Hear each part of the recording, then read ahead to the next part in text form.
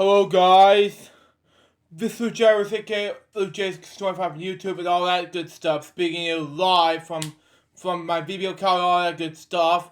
Welcome to LJPCBM React episode 375, and joining me for this episode is Day3000. Hi everyone.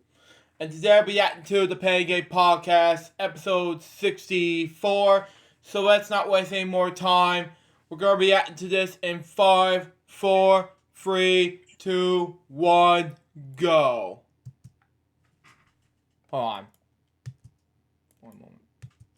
Hello everybody, welcome to the newest edition of the Pain Game Podcast, episode number 64. That is right, ladies and gentlemen, it is the 64th edition of the Pain Game Podcast. And yep, our main topic tonight is talking about one of the greatest systems of all time, the Nintendo 64. We got lots of great topics, including my top 10 N64 games of all time. I've never released them before. I've never told anybody about my list. So it is going to be a fun time, trust me. And it will be better than the top 5 N64 games. Yeah, you know what? I was about to say that. It will be better, trust me. Still. Well, you usually might do it in the top 10 because, let's just face it, you don't know what goes beyond 11. Yeah. Really, Drum, you got me.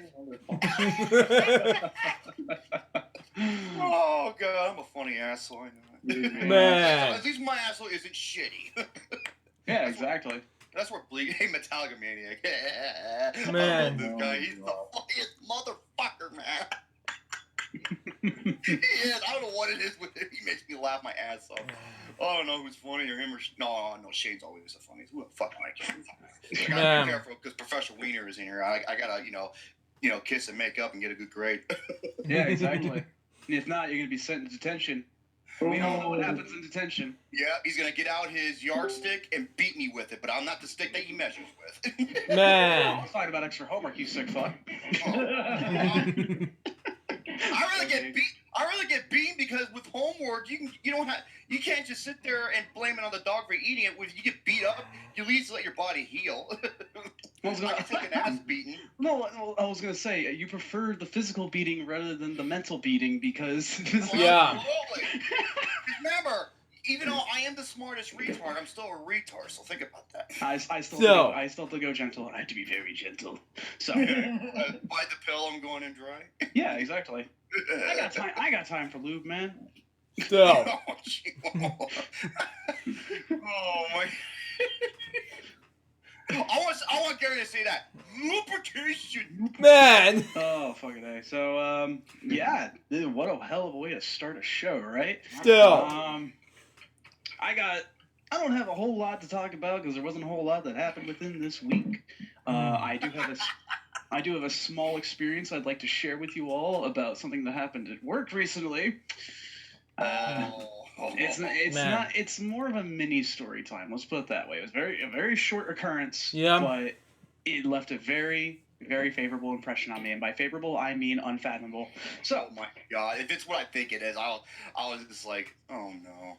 Yeah, it's probably what you're thinking. So, and of course, I've also got Nintendo 64 stuff as well to share with this because obviously we are at 64. So, what other better time to talk about the N64 than now? Still. And with that, I also have one other thing at the very end of the show to share with all of you. Something that I might make a regular segment on, depending if I can find all the stuff for it. We'll see. Yep. So, without further ado, let's get into it, right? Absolutely. I do have one interesting fact, Shane. I know you're supposed to provide interesting facts, but I do have an interesting fact for everybody. Okay. Did you know that a NFL quarterback has Mexican his heritage won a Super Bowl? Did you really? Yes. Do you know who it is? No. Jim Plunkett. Who? Wow. Jim Plunkett. He's a quarterback for the Raiders in 1980. He won the Super Bowl with the Raiders. Yeah. Wow. He had Mexican heritage in him. There's also a reason why I didn't know that. Man. I think Wait. why. Wait, his last name is Plumpkin? Plunkett. Jim Plunkett. Oh, I didn't know. I was thinking, Romy. Like Plumpkin, I was like, shit, dude. I'm desperate. I'm not that fucking desperate. That's that's wishful thinking there on your half there. Yeah, that's an interesting fact. I know. Yeah.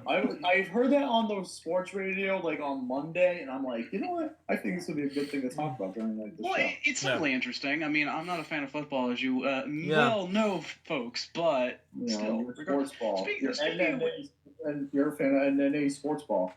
well, yeah, Still. Canadian squirt guns and all that. Peach Creek High School football. Peach Creek High football. See, for me, I'm Rolf when it comes to that stuff. I have no idea what the shit is going on. The Yeah. 3-shoe beating. The only. Yeah, I'm more likely to give a 3-shoe beating than a, run a ball down the field. But Hey, Yeah. what are you doing? What are you doing? What are you doing? I'm doing a broadcast here. Well, tough shit. I can't go away. I gotta do a show. and What the fuck? You sound like you let out a. You sound like Kirby was dying for air. It's right over your Man. Wait a minute, there's 2 of them. Yeah, there's one from the Super Smash Brothers figurine and my Kirby playing Robobot. Man. Okay, so there's 2 of them. So you like it oral and anally at the same time. Man. face it, Lucas, you're not gonna win this one. I'm not gonna win that one. You're right. I'm gonna suffocate you. You're gonna like it, son. Man. Anyway, though, let's get into the main show. I got 3 movie reviews to talk about. One of them is an interesting movie because here's the thing with this one movie. Me and Austin saw it on Monday. We got to see one of our fans there. If you guys know him, is Sammy, who is the One World YouTube channel. Yeah. We saw him at the screen, though, and it was good to see him, though. Yeah. Austin was telling me about that. I was like, oh, dude, that's cool. Yeah. And Sammy, he was happy as fuck from what I heard. Yeah, he was very Yeah. hyped. He was pretty hyped. Even though there's one thing that's interesting about this movie. Well, the reason why I said it's interesting was because it does release in limited theaters December 21st, but its wide release is not until January 13th. Oh. Wow. So it might be a problem if I don't think I could put this film on my best of 2016 list, unfortunately. Yeah. They call Patriots Day. Oh, another Peter Berg film. This Wow. movie is amazing. From start to finish, this is such an epic film. The acting in this film is outstanding. You got Mark Wahlberg, John Goodman doing an excellent job. Would you also say that it was very well acted? It was. Man. It was very well. Very good. Okay, just wanted to know. I just wanted to check. Okay. Man. But anyway, back to what I was saying, though, the cinematography in this movie is wow. It is amazing. Having some of these shots, especially when the bomb goes off in one of the scenes, like for the mimicking the real life Boston Marathon bombing attack, how that scene was, it was just pulsing. Like you just literally, your body was just like, my heart was just beating in and out my chest. I'm just like, oh my god, it's gonna happen. It's like gonna happen. It's like, and then it happened. It was just like, oh my god. So it was one of those where it keeps you on the edge of your seat. Absolutely. It kept me on the edge of my seat throughout the entire movie. Me and Austin were just like, oh my god. Hey, Lucas, I got. Okay, since Patriots Day is gonna be a wide release in 2017, are you gonna have it on your best of 2017? Man. Me and Austin were debating on that one. Oh my god, you mother. Because here's the thing, though. Austin has an embargo on it, and he can't talk about it until 2017. Well, that embargo is such fucking horseshit. Yeah, it's such Yeah. crap, dude. It is crap, but You want to talk about slavery? That's what that shit is. Fucking slavery. Yeah, still. Dumb. it Yes. is dumb. But you know what is worse? Some guy. Okay. Me and Austin were fucking pissed at this. Okay. All right. There was a guy in the VIP section. Oh, okay. For these executive like one of them was a executive from one of the film companies that helped produce the film, but there are these executive VIP sections in rows, and there was a guy in front of us who had his fucking phone on during the screening. Oh, God. Dude, and, this guy was on his phone during a fucking screening, and you're not supposed to have a phone on during a screening, or else you get kicked out. Exactly. And they didn't kick it out. I remember when I saw the movie Lincoln, it was a super packed theater, some guy close to the front row will start talking on his phone, and everyone's like, turn off your goddamn... Dude, man, people in Arizona, you don't fucking pull that shit here. Exactly. You don't even Because- Florida, too. Oh my god, everybody got on his ass, and it was the greatest. Dude, I want to visit now because if no one's gonna take any shit from anybody, would you say that generally people are pretty decent there? Depends. Well, you know why? Because we have the third greatest gun laws in the United States. All right. Other than Texas. Indeed. Yeah, and I heard he says, can you say it any louder? You know, he said that, you know, when people ask him. Yeah. You know, I would say to him, I was like, well, my ass can say it really loud into your face if you like. Man. I was telling Austin because he was saying, he was telling me, he's like, the guy said, could you say it any louder? And I said, he's and I told him, I was gonna tell him, like, oh, absolutely, sir. Turn off your fucking phone. I literally whispered to us. I was like, fucking tool, and I think he heard me. I'm like, Well, good. No, wait, don't call him a tool because tools are useful. he's not. Oh my god. But anyway, what I was gonna say was that was the big part that really ruined part of the movie for me. Good thing it wasn't during anything serious, but there was someone who came over and told them, was like, hey, if you don't like turn off your phone now, you're going to be asked to leave the screen. You and your entire party are going to be asked to leave. I would tell him, say, hey, buddy, you know what? If you're going to keep using that cell phone, I'm going to fuck you so hard in the ear that you won't be able to hear from that ear anymore. You understand? Because you're going to be full of dick. I'll be calling you he wasn't talking on it. It was confusing. He was like, his brightness was literally me face and the person next to his face. Dude. It's like fucking bullshit. Hey, I'll give you some brightness. I'm going to give you a golden shower in front of everybody. Still. Settle down there, his face. I forgot his name. I always make this joke too. Shit. R. Kelly. That's it. R. Kelly. R. Kelly. No, I just took a dump on him. Oh, shit, I love that reference. Thank you. That reference was amazing. Still. But anyway, though, Patriots Day is, I'm going to say this right now, much better than Deepwater Horizon. Okay. Look, guess. What? Guess? What? You're saying it's better than Deepwater Horizon? Yes. You said there was one part in that movie, you said the acting was bad. What fucking part were you talking about that Deepwater Horizon? The Deepwater Horizon was that one actor, the captain, who was remember that one captain who was talking to one girl in that main control station? How was he a bad actor? I didn't like him for some reason. I just thought he overacted. Okay, you didn't like the character. No, you know why? Because he was working for the BP. He wanted to make not the BP guy, but the I know, the captain, the guy who was talking to the girl, who was telling him about the oil spill, and when he saw it with his own face, he knew what was up. Man. With his own face. And he was yelling. When he was yelling to that one girl, he was like, oh, okay, this is what I do. I'm the captain here. I'm just like, dude, really? That guy, I'm sorry, that scene kind of ruined him for me. Oh, yeah. You fucking sourpuss bitch. I'm sorry, though. Patriots Day, though, there was no like acting where it's like the acting is excellent by everyone. The acting is just unreal. John Goodman gives such a great performance. I don't remember who played the FBI commissioner. He played an excellent performance. And the terrorists, the people who played the terrorists. Oh my god, dude, they were freaking like menacing terror. Well, yeah, I mean it was kind of the point. And they looked literally exactly like them. Still. They looked exactly like them. I swear. Peter Berg, everything that Michael Bay tries to be but fails. Pretty much. But dude, you want to know something interesting?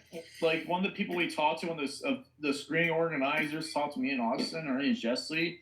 There was a screening in New York. No, it was in Boston for like there was hundreds of police officers and firemen and like people who worked during the Boston Marathon.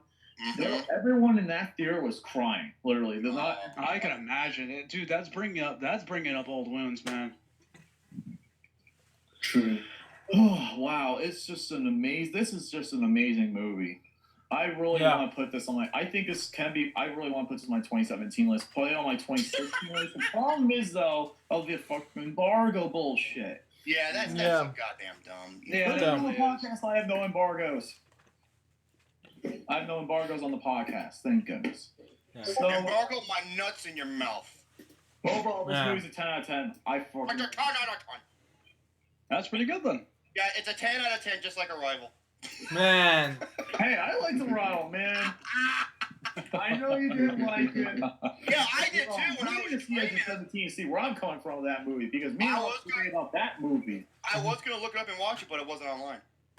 When it comes online, I need you to watch it. I will. See from my perspective how fucking bad that movie is. How overrated that movie is, dude. Oh, I bet you it's not beating The Witch. Still. It might not, but dude, it could be close from you. I'm just saying. We'll see what happens. So let's just see it. But anyway, next movie I want to talk about is without that one of the best animated films of the year, and it rightfully deserves the praise that it's getting right now. That is Sing. Man, one of the best ones I ever seen in my life. Anyway, let's continue on. Sing.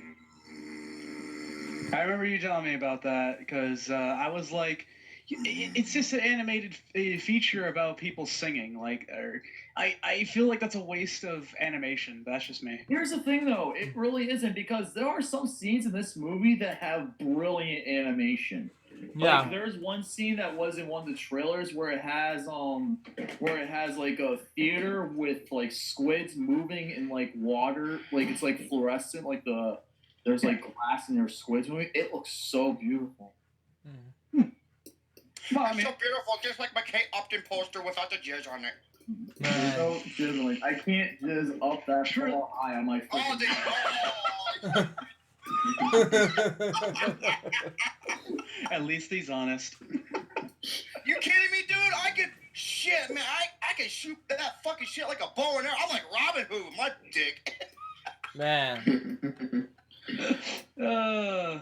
But anyway, though, I'm going to get into more positives about this movie because, let me be honest, though, the singing in this movie, like the talent some of these actors have is unbelievable. Like, especially here's a guy who I never would have thought would sing this good, and he sings unbelievably. And I even told Austin about it, and he's like, okay, I'm interested. That's Taron Egerton. Dude, Taron Egerton in this movie, oh my god. Oh, from You would have never Kingsman, thought right? he was able to sing. Yo. Kingsman? Yeah, from Kingsman. He was the... Oh, you never would have thought he could sing that good. Yep. You see this movie, see how good he sings in this movie. You mean He that does one? a cover of a good song in the movie, and oh my god, I was literally almost crying at how good this guy sings. It was so beautiful at how good this guy sings. It's so good and beautiful, just like the way I dance. That's a work of art. I don't know what you're talking about. Still. I'm more than art master. Taron Egerton in this movie is unreal. How good he sings in this movie. Still. Oh, I didn't know Scarlett. Oh, I know why you like this movie, you motherfucker. One of the reasons Scarlett You Scarlett Johansson is in this movie. She plays a porcupine and she sings very well. Man. Very well. But she's not the best in the movie. Probably Taron Egerton and Tori Kelly are the two big performances in this movie. Scarlett Johansson's so high as a porcupine, she can pop my balloons. Man. That's just weird. That's disgusting. Yes, Penguin scored. I said, God damn it, Lucas. Is that your Shane's reaction? But anyway, though, continuing on, though, Tori Kelly plays an elephant who's really shy and about like singing in public, and when she sings in the movie, it is amazing. She sings two songs in particular. One of them is one of the hardest songs to cover, literally covered perfectly. Yeah. I don't know if you guys know what the song's called, but it's called Hallelujah. Oh, I thought it was Aqua, Barbie Girl by Aqua. No, that's a stupid song. But that song is such a hard song to cover, though, with Hallelujah, because you have to sing it perfectly. And she does an unbelievable job of singing in this movie, Tori Kelly. And she has another musical number at the end that's amazing. Another great performance in this movie is Seth MacFarlane. He plays a little mouse who can sing extremely well. He's like a jazz singer. He plays unbelievably well. Mm-hmm. He has two original songs in the movie. Both are excellent songs in this movie. Hey, this is the first time in a while I bought a soundtrack for the movie. Mm-hmm. Back So door I slots bought the 9. same soundtrack. It's that good. My favorite Yeah. soundtrack of the entire year right now. Better than Suicide Squad. I'm going to stop you because one of my reviews is going to top that. We'll see what happens. I don't know what your reviews are. Oh, shit. I don't know what your reviews are, but Man. After I'm done, you're gonna give me a cookie, motherfucker. I'm not gonna give you a cookie, motherfucker. I'll give you a dark chocolate covered pecan.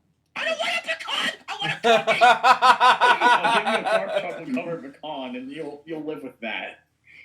Con as in Shao Kahn? A pecan, like a little nut. Well, hey, here's how I see it about pecans. I don't like them. See, that's Yeah. why they're called con, not pro.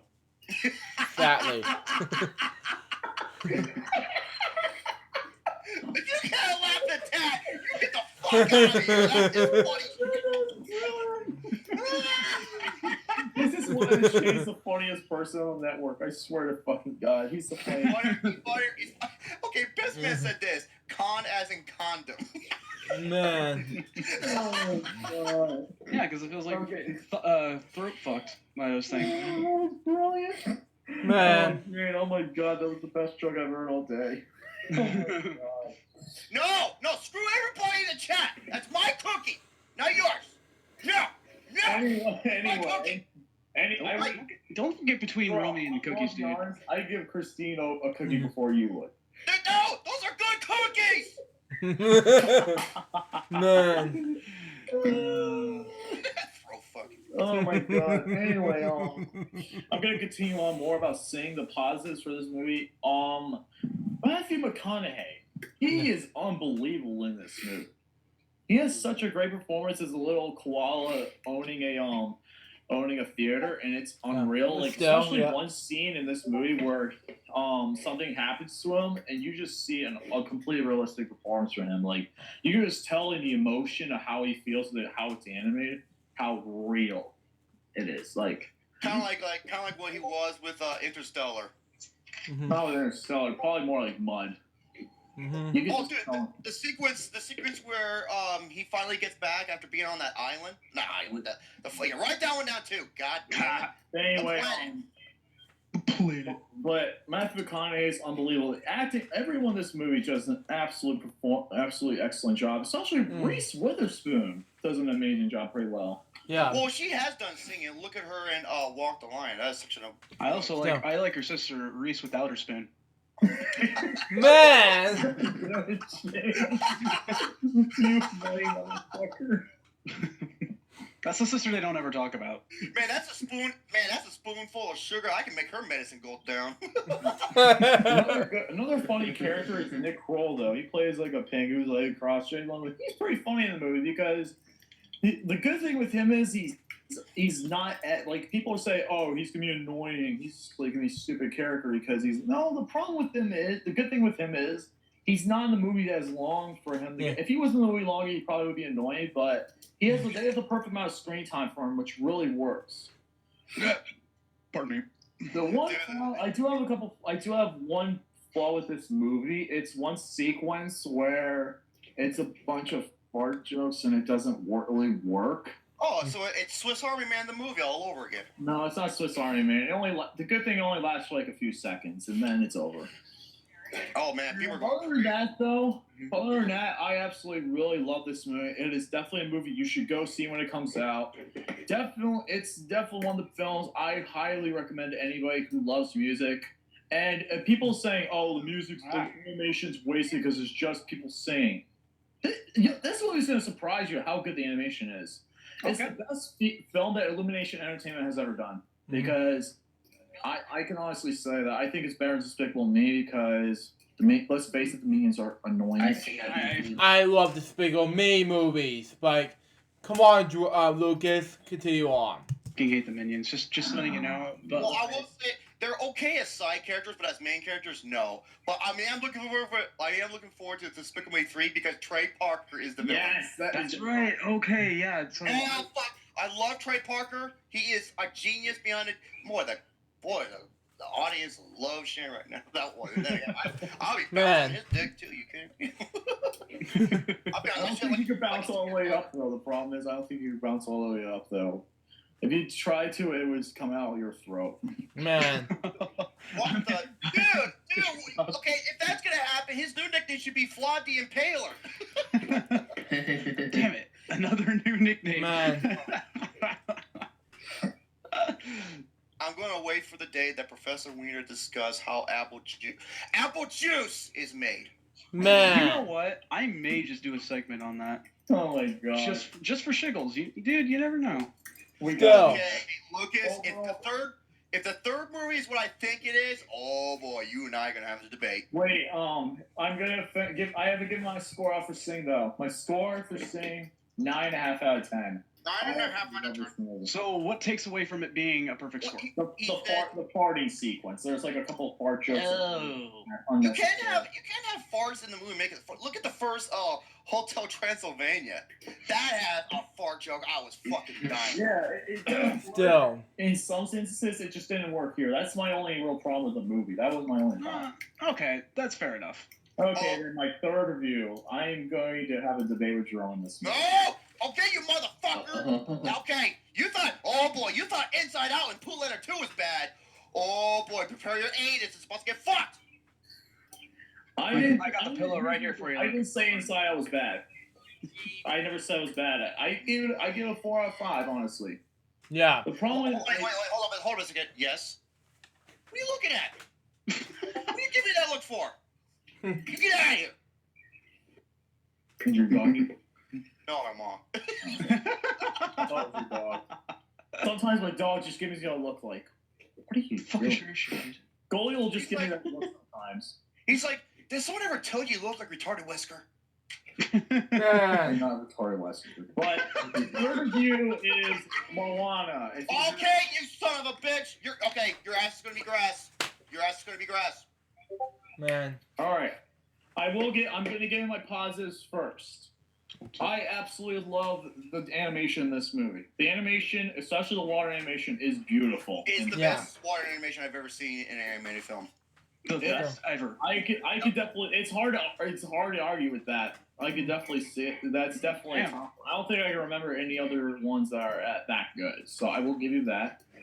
Dwayne The Rock Johnson and Oluwole Korabo, I think her name is. Oh, they're excellent. They're perfectly casted. They are absolutely nice. Especially since The Rock he comes from that Anoa'i family, which is like a big wrestling family, Samoan family. So yeah, it totally fits his vibe. Yeah. What I really do like though about this movie is how they changed the script. And like before, you don't want to know what the script was before they decided to write the entire movie. Wow. They actually had like an interview with someone who worked with Disney who they started production Moana in 2014, but they said the script was going to be way too dark for Disney to put out as like a Disney broadcast to put out in the public, so they decided to rework the entire movie pretty much. Well, hold up. First of all, judge it based off of his execution. Well, yeah. Well, the problem was the story-wise, they changed the entire story. They didn't rework the entire movie. They reworked the entire story. That's what I meant to say. And it works. It does work, absolutely, because you want to know what the original story was? The original story was going to have, like... Wait, actually, don't do it just for spoiler purposes. Yeah. Well, it is available online. Well, let them see it online, because if you say something about the original, it could lead towards the main part of the story, and if people haven't seen it yet, you know what I'm saying? Okay, I can understand. Just hold that thought for the time being. All right, I understand that. There's also the chick in this movie is really funny. Man. I was like, dude, that is like so me and Lucas in that movie. He doesn't say a word. Okay, there's two animals that had me fucking cracking up. It was the pig and the chicken. Oh my god, there was a ham joke in this movie, and the pig's like, ooh. Oh my god, it was funny, man. And the chicken, oh my god, every time that motherfucker was on screen, I was howling. This movie had me dying laughing. Oh, man. Oh yeah, speaking of cocks, go ahead, Lucas. Man. Give me 1 second, just texting something. I can't hear you with that chicken in your mouth. But what I was gonna say was, this movie had also another big thing in this movie is the musical numbers are absolutely great as well. They do have some great musical numbers. Oh my god, it has some of the best songs of the year. Wow. Here's my problem though. Why didn't any of them get nominated for the Oscars? Why didn't? No, the Oscars. No, one of them did get nominated at the Golden Globes. That's what I meant to say. The Golden Globes. Why didn't Sing or Moana have songs nominated for the Golden Globes? It did. Moana did. did. Trolls. Okay, no. Especially. Moana did. I think it was the song about the. Yeah, especially because they're great movies. Continue on. Let me look this up because that is my god. Oh my god. Okay. Shane, I asked you this before. What's that called when they do a flashback? Flashback. Wait. A flashback about these. Remnants. It's remnant. No, not remnant. I'll just say flashback. Oh, they do have one. Okay. Okay. It's a flashback of. Okay, they will do have one. I believe how far ago is that the one where it shows them sailing from island to island? I think so. That's my second. My favorite song is Where We Are. Yeah, Where We Are. Okay, that's yeah. my favorite song. Okay, I can definitely understand that. Yeah. I like how Moana got. Okay, I like how Moana got nominated. Why didn't anything get Sing from getting nominated though? That is what I don't understand. Well, there is a film I'm going to be reviewing. Hold that thought. Go ahead and keep talking. Cat wants to go out. Oh, I don't blame you. Yeah, go ahead. You can't stop it. Run by Justin Timberlake. Well, I know why. And I even said this about the fucking Golden Globes. It's because the Hollywood Foreign Press Association, made up of 90 to 95 people who are from the southern region of California, they nominate goofy shit so they can get these hot celebrity stars to join their show and drink their wine and eat their food and be on camera and get the ratings up. Exactly. That's dude. I remember. I really hope they don't do it with the freaking Oscars. I swear. If I saw nominated for Moana and for Sing for the Oscars, I'm gonna lose faith in the Academy. Man. Dude, I lost faith in the Academy a long time ago. It's just for musical wise, they usually nail it, except for here and there a few songs. But I really hope "Can't Stop the Feeling" gets nominated because that song is so freaking overplayed in every radio station ever. Always like, "Can't Stop the Feeling." It's like every fucking 20 minutes. Every 20 minutes, I hear that stupid song come on. Here's the thing. I liked it at first, but now I just can't stand it. Man. First time it was catchy when I first heard it, but now, no. Just absolutely not. Okay, as you were with Moana. Oh. But yeah, Moana, though, is definitely one of the better. I definitely love Moana for pretty much the animation, the cinematography. The short, I actually saw the short for the beginning. I looked up online. I did not see the short, unfortunately. I liked it. It was a pretty good short. I don't think it was good as Piper from Zootopia, though. I don't think it was near as good as that one because Piper from Zootopia. Little birdie's so adorable. Oh my god. I love that little birdie from Zootopia. Let me check what Piper comes out from. I'll be right there. Continue on. Piper, oh my god, that's gonna win short of the year. Piper Pro. If it doesn't, motherfuck the Academy. But yeah, overall, those are pretty much my main positives, and I do have a few negatives with this. Okay, I want to hear this shit. All right, here's the negatives for this movie. I do have a couple things I do want to say. It is a bit predictable.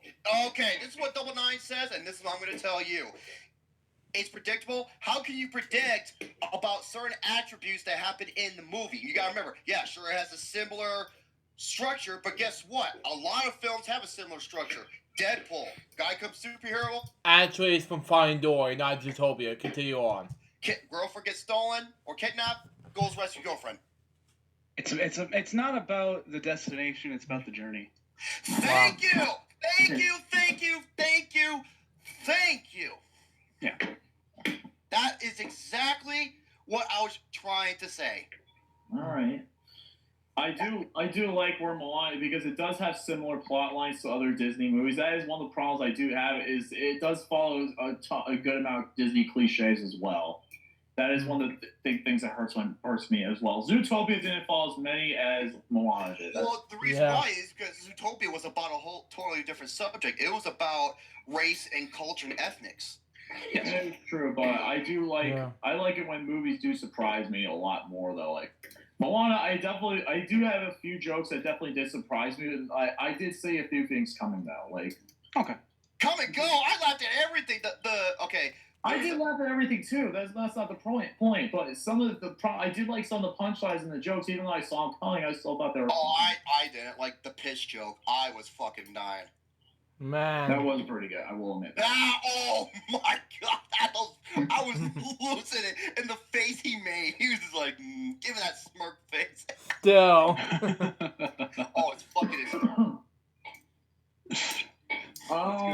That's mainly my big problems with the movie are the cliches do hurt this movie a lot. Like it does follow a lot of Disney cliches, and I don't like that. I like it when movies are a bit more original. Like Zootopia, I did like a little bit more. I did like Zootopia a little bit more because it didn't follow as many cliches as the previous Disney films, and I did like the fact that they tried to do some things, but What do you mean? Like? I did like how they tried to make such great chemistry with an actor who really didn't do much before this point. Like Oli Corallo didn't really do much before this movie. So What do you mean? What do you mean? Like I don't think she was in any other movies compared to this one. I think this is her only performance so far. And they took a risk, and I really like that. That they took a risk with. Wait, what the? Okay. Gary said, hey, you, fuck you, Romy smells like poo, and Lucas is a doggy doo, Shano is my baby boo. Get the fuck out of here. Gary. Hey, Gary, how the fuck? You're just mad because I'm the favorite. Man. But anyway, though, overall, though, I did really like Moana. I don't think it's as strong as Zootopia, Sing, Kung Fu Panda 3. Oh! But I still enjoy this movie, though. I still really enjoy this movie. I just didn't think it was as strong as some of the other great anime films this year. And I will say, 2016 has been such a great year for animated films. Minus two films. But 2017, I am not looking forward to as much with. No! Oh my god, no. I'm looking forward to part of the 2017, but 2016, one of the worst devilish years of my life. Continue on. Films I'm really looking forward to are Coco and there was one other film that's coming out this year, anime film that's coming out next year. That's supposed to be really good. I'm trying to remember what it is. Give me a second. Let me take a look at this. Fish Lips Mahoney is going on the refrigerator too. Well, let me look up. Yeah, did you see what I said earlier about Gary's poetry? I said it's going right on the fridge. Oh, Man. I'm just reading the live chat, and man, nice chat explosion. Oh my goodness. Yeah. Let me see. So, the Lego Batman movie. Okay, that's the only one. Yeah. So what do you give Moana? 8.5 out of 10. Yeah. I still definitely think that's still not bad though. That's pretty darn good. It's damn near perfect. But they do have the only perfect 5 out of 7. list of films that are coming out in 2017 that I am not looking forward to at all. Dingus. I'm sorry. Dingus. You hear Shane? He's like, I give it a perfect 5 out of 7. I Man. didn't hear that. Okay, you were saying. What I was saying though is 2017 looks to be an awful year for animation films. You want to know what's coming out? Other than Coco and Lego Batman movie, here's what's coming out. Monster Trucks. Baby, the Boss Baby. Oh my god, that fucking movie. Smurfs, The Lost Village. I bet you like The only reason I'm looking forward to Despicable Me 3 is for Trey Parker. That's it. Yeah. Cars 3. Yeah. Emoji Movie. Express One of the best movies ever. Continue on. Yourself. Captain Underpants. One of the best movies ever. Again, continue on. Yeah, I didn't know that was being made into a that's movie. coming out. I My enjoyed the Little books as a Pony kid. the movie. Say that again. They're making My Little Pony the movie. I'm just so excited for that movie, though. But then again, it was so amazing. So there you go. continue on. Different. The I nut could not care less. No, I don't want to see a single that. Wait, no, not just. Wait a minute, My Little Pony. If it's a porno, I'll watch it. Man. Bestiality, don't you? Hey, now if it's anime, you ever seen these Japanese where these fucking minotaurs are banging these hot like queen bitches? Fuck. I know what you're talking about. I'm so And they're ashamed of busting. myself. They're busting nuts so big they can fill up a sauna. Man. Oh, I'm sorry. Shit. Yeah, thank you, CA Cougar. Lights, camera, jackass will probably give Cars 3 an A-. Yep, Monster Man. Trucks. That is I said Monster Truck. coming out. Is Blazing three. Samurai, which I've never heard of. Wait, what is it called? Blazing Samurai. I think it's Dream. I think it's a DreamWorks. The new I was DreamWorks. gonna say that sounds like a DreamWorks film. Yeah, it is DreamWorks. The Crew. You know- too. I want Samurai Jack to be made into a movie. I would love that. Hell, No, fucking yes. I just waiting for Samurai Well, Jack. The new Actually, there is a Samurai Jack movie. It was a prequel to the actual series. Actually, you're right. What I would like is a movie of Samurai Jack filling in the gap between the series back then to the series we're gonna get now. Oh, yeah, I yeah. can't wait for the series next year to come out. As I can't wait.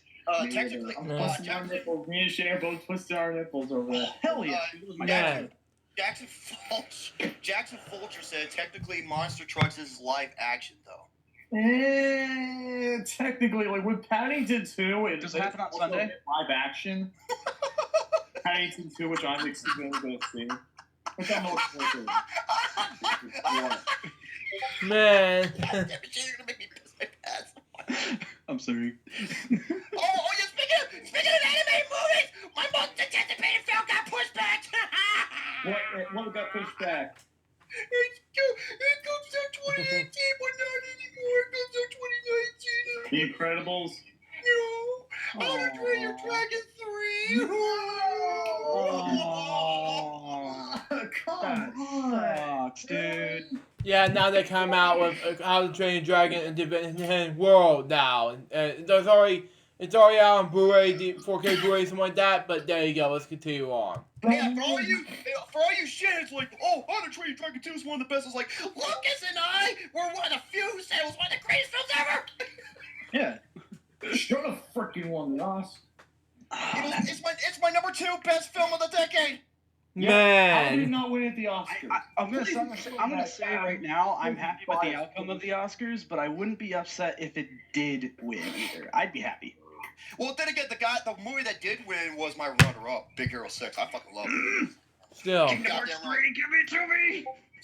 But yeah, pretty much the rest of it is there is a Sword Art Online movie. I don't know if you're gonna see it. Okay. The Croods 2, Animal Crackers, which I have not. Wait. Metallica Maniac says, I think Romy is busting a note over how to jerk off your dragon. Man. I'm not sure. Pop the magic dragon all over Lucas' face. Definitely not over my Definitely fucking not.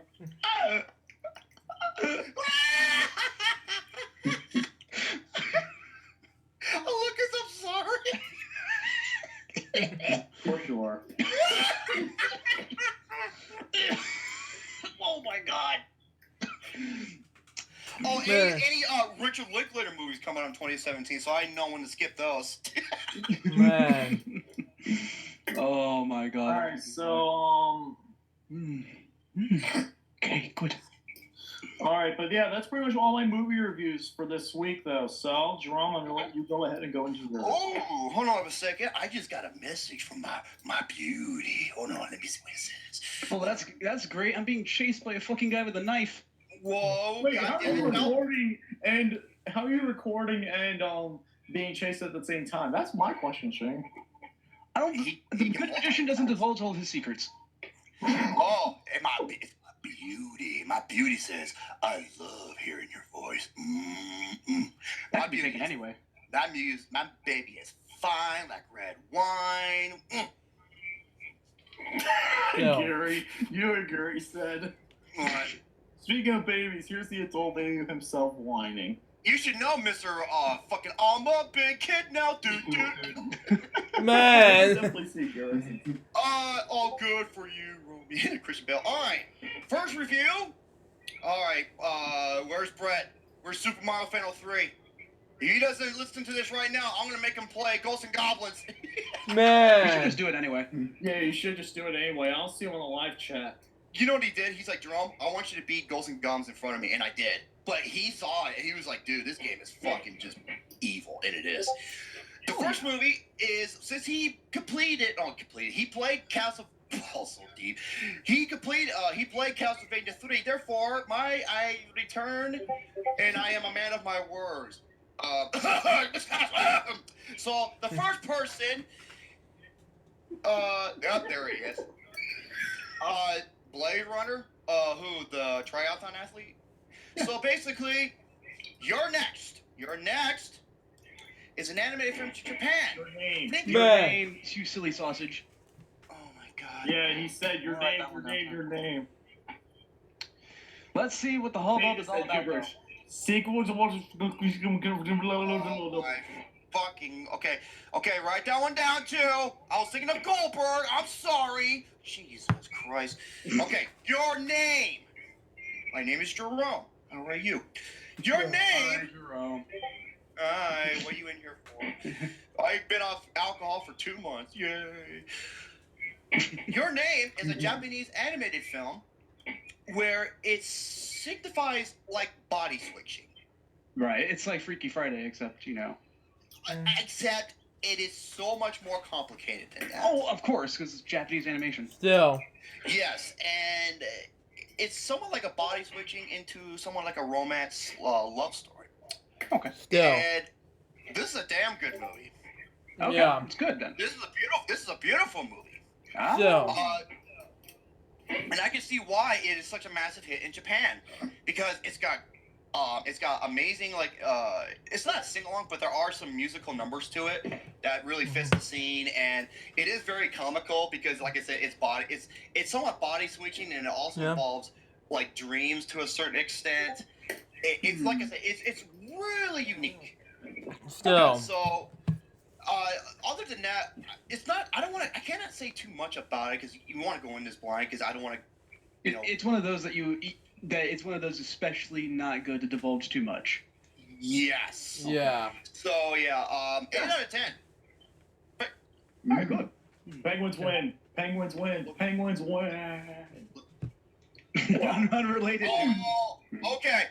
I gotta say, Super Mario fan said this. Hey, Lucas, if you don't watch Your Name, I'm asking ScarJo out on a date.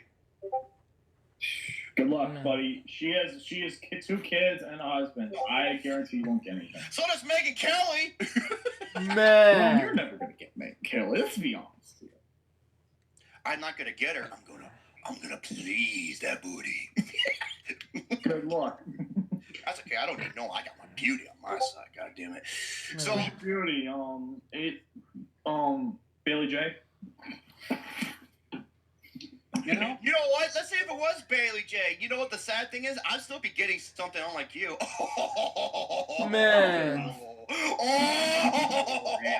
That's alright. I'll join the sadness corner on that one too. At least I got my Pittsburgh Penguins to watch. Yeah. Quack, quack. Man. Second movie. This is one of the absolute best fucking movies of the year. It is a movie I have to thank Austin for because he was the one that let Gary and I. This is Gary's best film of the year. Okay. Sing Street. Oh. Right. And Gary and I did a video. Debate. Well, not like a debate. It was called Sing Street versus Everybody Wants Some. Ah, yeah. I remember. I didn't watch it yet. I didn't watch it either. Yeah, I'm going to say this right now. Richard Linklater and Everybody Wants Some should get on their fucking knees, stick out their tongue, and suck and moist the balls of Sing Street and John Carvey. Still. Yeah. Because John Carvey fucked your ass and made you humble. This is how it's done. Yep. Because they both follow very same principles. Like, It kicks its ass. No, it fucks its ass. It follows an individual. He goes to a new section. He's trying to make do. And unlike Everybody Wants Some, where the movie is about fucking nothing and it's full of assholes and it's boring, this movie has a goal. This movie has a great premise. It's like, hey, you know what? He sees a woman. He wants to impress her. Wait, don't you dare to my baby Linklater. Yeah, Linklater is a baby. Still. Then again, it must have took him that long till now to make Boyhood. Man. And he sees a girl and he gets inspired to develop a band. He's like, you know what? He's like, he's got a scapegoat. He's got something to look forward to while he's in this shithole of a school.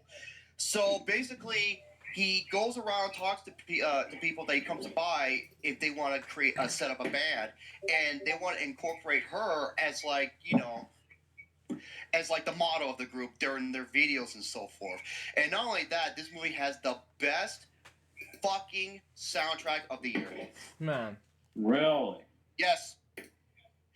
Not only does it have the best soundtrack of the year, it has one of the best songs of the year, and it wasn't nominated at the Golden Globes. And the song is called "Drive It Like You Stole It." Austin's been talking about that one. Dude, okay, there is a scene in this movie where it's from the band Sing Street, but all the songs were written by John Carvey. And it is a tribute to the dance scene in Back to the Future. Oh, man. Okay, cool. Oh my god. Not only that, every song, unlike Everybody Wants Some, where the song is just there just for the sake of being there, at least with this movie, this not only has a great soundtrack, it perfectly fits the scene that it's blended in, and it pays tribute and helps progress the story forward. Still. This movie is... What was that, Lucas? Did you fucking fart or burp? Yes, I did. God damn it! You said you didn't have the bubbly. I didn't have the bubbly. I didn't have to go first. I just took a pass last time before the show. So. Now. Man. I bet you if you piss, I bet you could piss and kill the fucking weeds in no time. You're like weed be gone with that shit. Man. And you know it shows some, and there's a lot of characters, and unlike Everybody Wants Some, where every character except for the main character is a fucking asshole that you want to kill. This movie has three-dimensional characters, and there's a bully character. I'm just like, he's kind of sounds one familiar. Until you see what they do with the character later on, I was just like, that was amazing. That just makes him into a full-fledged, you know, three-dimensional character. And unlike Everybody Wants Some, where the love subplot is boring as fuck, this one it makes sense because it combines love and music together. Oh, Wow. That's like two peas in a pod. Oh, dude, and this is a movie that took place in Ireland. Really? You know, it's from John Carney, who is an Irish film director. Yeah. This guy has been known for making great music-based movies, such as that movie Once that came out in 2007. Oh, Wow. right. And this guy not only loves movies, he loves music. And this is one of the absolute best films of the year. It deserves all credit where credit's due. There is only one negative I have with the movie. It's the way that Hollywood these days showcases schools. Because I'm just like, this would never fucking happen. I'm like, that's a little over the top. Other than that, this movie is a work of art. 9.5 out of 10. Fucking love it. I have a couple other ones, but I'll just go over them real quick. I did see Doctor Strange. Thank you. Finally, what did you think of it? It's fucking awesome, dude. It's unlike anything I've ever seen before. Really? Yeah. And it has one of the best action scenes of the year. There's two of them. The chase sequence in New York City. Wow. Oh my, dude! I have never seen anything like this movie. And the final scene where I don't want to give it away, but let's just say it goes back. They're fighting in a place while time goes backwards. Still. Well, that sounds interesting. Oh my god, it is so cool. And Benedict Cumberbatch, perfect. Oh, it's perfect, huh? Oh my god, dude, he is the perfect Doctor Strange. I'm gonna pull a Jackson Fulcher on this. I'm not gonna give it a number. I'm gonna give it a letter grade. I'm gonna give it an A.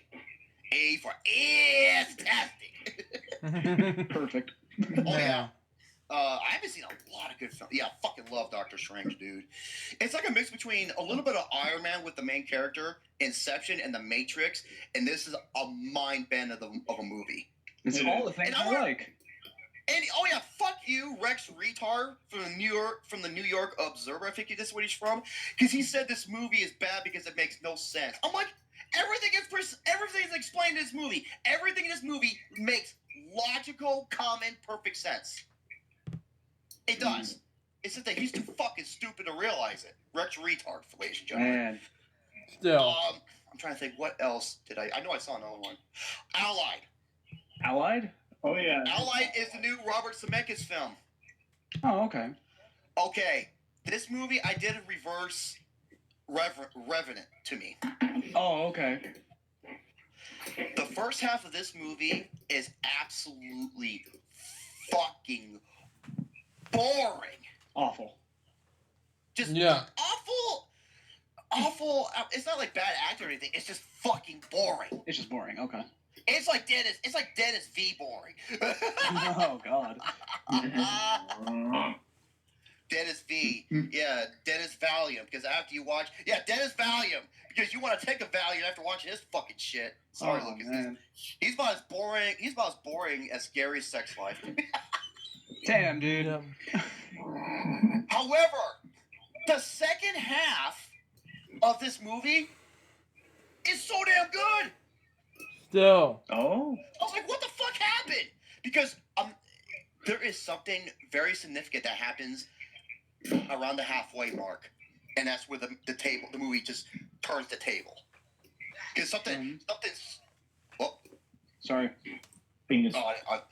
penis. So the second half, it was just like, why couldn't this be the whole? Okay. That wasn't me. No. I know. Okay, Lucas. I know what you're doing. What? Space Invaders. Yeah, I'm playing a little Space Invaders while we are talking. Well, America's he's trying to summon his score. You're not gonna beat I've my been score. working all damn day. I haven't been able to. I've worked 9:30 to 7. You're not gonna beat my score, motherfucker. Okay. You're freaking dingus. So basically, this movie, it's like I said, it was a Revenant. The first half, it was boring as fuck. The second half, I absolutely loved it. And it was very emotional. I was like, oh, especially the ending. You're just like, oh my god, it just hits you. So, 6 out of 10. Not bad. Not bad. Not bad at all. You know, and if they would have corrected the first half and not making it so fucking boring, oh my god, this would have been another amazing Zemeckis film. But Right. so see, he says he gives Ally 57 C+. That's like where I'm at. 6 out of 10. Okay. That's not. It's not bad, but it's not. It's not bad, but it's not great either. So. Oh, Yeah. the ending hit me bad, dude. Oh my god. Really? Oh, it's like I said, the first half, it's just fucking just like, oh my god, can we get on with this? And nothing happens until the 40-minute mark. Really? Shit, that's not good. You got 2 hours, Lucas. Wow. Shit, that's I'll awful. be fine. Trust me, I'll be fine. Okay. Yeah, and right around the 55-minute mark, that's where that significant segment takes place. And Man. you're just like, oh my god. And this is where the movie becomes so interesting, so just like enthralled and just like, I wonder what's gonna happen. So yeah, it's like I said, it did a reverse Revenant for me. So there you have. That's all the movies I saw. We've been talking about movies for a fucking hour. Let's move on. Jesus. Yeah, let's move Man. on. Mr. Pimp Daddy, it's time for you to talk. Yeah. You need to step. You also need to do an advertisement for your business, don't you? My business. I'm an entrepreneur. I have many businesses. Man. Your host, bro. You gotta do something for your host. Hey, you gotta pay up. How much was it too? You're shooting for free. Not well. Man. Okay. Hang on a second. All right, a friend of mine was asking me about something game-related. Anyways, speaking of game-related, I just found this, and I am so upset with myself that I didn't talk about this beforehand. Was Mass Effect Andromeda. Oh. Now, if Wow. anyone knows me, I'm a huge Mass Effect fan. I fucking love this game. Wow. Mine is the trilogy ending. Yeah. It did like a fucking Halo 2 or what's the Rage? Yeah. It did one of Oh, those the fucking- Rage. Yeah, one of those endings. Yeah, definitely. Oh. Still. So, I found on one of the few sites that I pay attention to for gaming news, Games Radar. Okay, I like that site. That's a good site. Yeah. They had this thing that they recently published 2 days ago. What? What are you giggling at? Metallica Maniac Jesus. says. Fuck, I keep Maniac says. going like. He says, he says, Kansas fucked me so hard that my ass turned into dust in the wind. Wow, really? That's funny. Oh my god, I have to piss. Keep talking. Keep talking, Abby, right? I have to pee something. All right. So these are the 6 big things to know about Mass Effect Andromeda, straight from the director Mac Walters.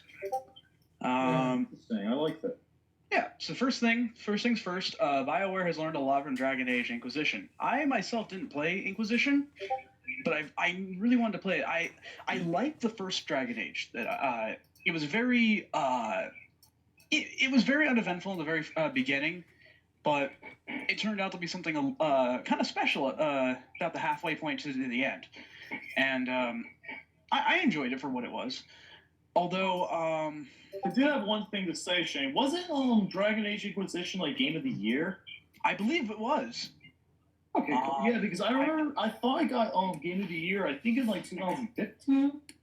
Yeah, yeah, I believe so. Either it was Game of the Year or it was a contender, a huge contender. So the first things first. They learned a lot from Dragon Age Inquisition. They said, here's Games Radar said, Dragon Age Inquisition was a fantastic game loved by many, but it was also frequently criticized for having too much filler content that made it feel like a grind fest. Walter says the team has learned from the game's missteps and that Andromeda's quest will be more fulfilling. That's one of the few things I liked about, in comparison between Dragon Age and Mass Effect. The quests, the side quests that you do in Mass Effect actually feel like they mean something. And that's what I like. It doesn't just feel like filler stuff, you know? Still. Yeah, it's not. It's like, oh, I'm doing this for the XP or the getting credits or something like that. Yeah. Right? No, it's more than just that. So that's one of the few things I liked. I'm glad to hear that they're learning from that too, because Oh, was it? It's good stuff there. Let's see. Back from your penis break. My mom is with the family, and Excuse she me. walks up the fridge. She's like, "I got the hottest fucking hot sauce in the fridge." I'm like, "What?" Man. That's part of a conversation we missed there a bit. Okay, so the next thing. Each planet has its own story. Ooh, that's pretty cool. Let's see. Part of what will help quests feel more meaningful is that they'll be woven into each planet's unique narrative. Instead of side quests revolving around killing a large number of monsters, they'll be tied to the planet's main story. So, for example, if the planet's main quest is about 2 rival gangster factions, the side quest might have you infiltrating a gang's hideout for the opposing crew. The Ryder siblings are basically opposite of Shepard. At the beginning of the first Mass Effect, you choose a Commander Shepard's backstory. But no matter what you choose, Shepard is a vetted war hero recognized for exemplary conduct and bravery. In Andromeda, Scott and Sarah Ryder are in their mid-20s and are untested. Walters says the story is all about becoming a hero, which is in stark contrast to previous ME games where you started as one. I like that. I actually do like that. That's a pretty good idea. Because, I mean, Andromeda, the story behind it is going outside the Milky Way galaxy and exploring. Okay, that's good. That is pretty Yeah. sick. A friend of mine actually sent me gameplay and said, dude, Mass Effect's turning into Monster Hunter. I'm like, oh, what? Give it to me. So, Man. Since you're giving it to me. I just love that freaking reaction. It's like, Man. so you're like me with hockey, pretty much. oh, yeah. Now, let's see, the next thing. You want to keep your save file. Let's see. While Walters is quick to point out the new path forward to Mass Effect is not another contained trilogy, he also says that it wouldn't hurt to keep your save files. Certain elements in the characters, including the Ryder family, are planned to show up in future installments. So the thing you could have done to impact the sequels. However, it should be noted that what shape future games will take is not locked in, according to Walters. If there's a male and female version of the species, you'll see both. Okay, that's one of the few things that I had a bit of an issue with in the third Mass Effect. Yeah. Is that one of my favorite alien species in the game were the Turians. Those guys are really cool. Mm-hmm. And especially Garrus. Fucking love Garrus. Goddamn. But I didn't realize there was a female version of the species, and they're usually assassins. And that's fucking cool. But they didn't show that in the actual game. You actually got to play one in the multiplayer, which is what I spent most of my time on. Why didn't they? Yeah, it's just like, why didn't they incorporate it? And I don't know. That's just. So it was an oversight essentially. So I'm glad that they looked at that oversight and said, "Oh, we can fix that." So, and the last thing is there will be a silent codex. One of the few things that this is pretty much self-explanatory if you're a Mass Effect fan, is that the codex was something that was basically your little guidebook to everything that goes on in the game, such as terminology, lore, other things, catch you up on the story, yada yada. But it was voiced over. Yeah. In this game, it's not going to be. Nope. And depending on how you feel, I feel that's okay because honestly, I don't need somebody to read it to me. So I'm a very fast reader. I've had a college level reading level since 8th grade. Like I'm quick. I don't need that. So that's just me though. especially in bed. Anyways, so that's the 6 big things that are happening in Mass Effect Andromeda that you need to know now if you're a fan. Let's see. I think other than that, it's been a very slow day within the gaming industry, as well as anything that I usually, as you guys know, I usually get news from overseas in Japan or whatever, when something silly happens. It's been kind of a slow week as well too. So I think it's time to get into the Nintendo 64 part of this episode. Yes. man. So you guys go ahead first with your stuff. I'm gonna say my little thing near the end. I'm gonna say my thing for when we're ready because oh boy. So shall Professor Wiener teach the class now? Yes, you should teach your class. Yes, master. Well, that's true. That's we went from yes sir to that. I think I like that. Anyways, Well, I don't want the belt. Man. You learn quick. So class is in session because I have the let's see, what do we got here? I've got interesting facts about Nintendo 64. I like this. Yes, some that you may or may not know. We shall see. Let's see. The Nintendo 64 debuted back all the way September 26, 1996. Hey, that was my birthday, September 26th. And Oh, I didn't know it was your birthday. Continue on. Really? I did not. I'm bad with dates. it was originally going to be called the Nintendo Ultra 64. Yeah, that's what I was going to get into. Oh, god damn it, I spoiled another one! You and your fucking pink. There's a few details here, don't worry. So, let's see. So, first thing, yes.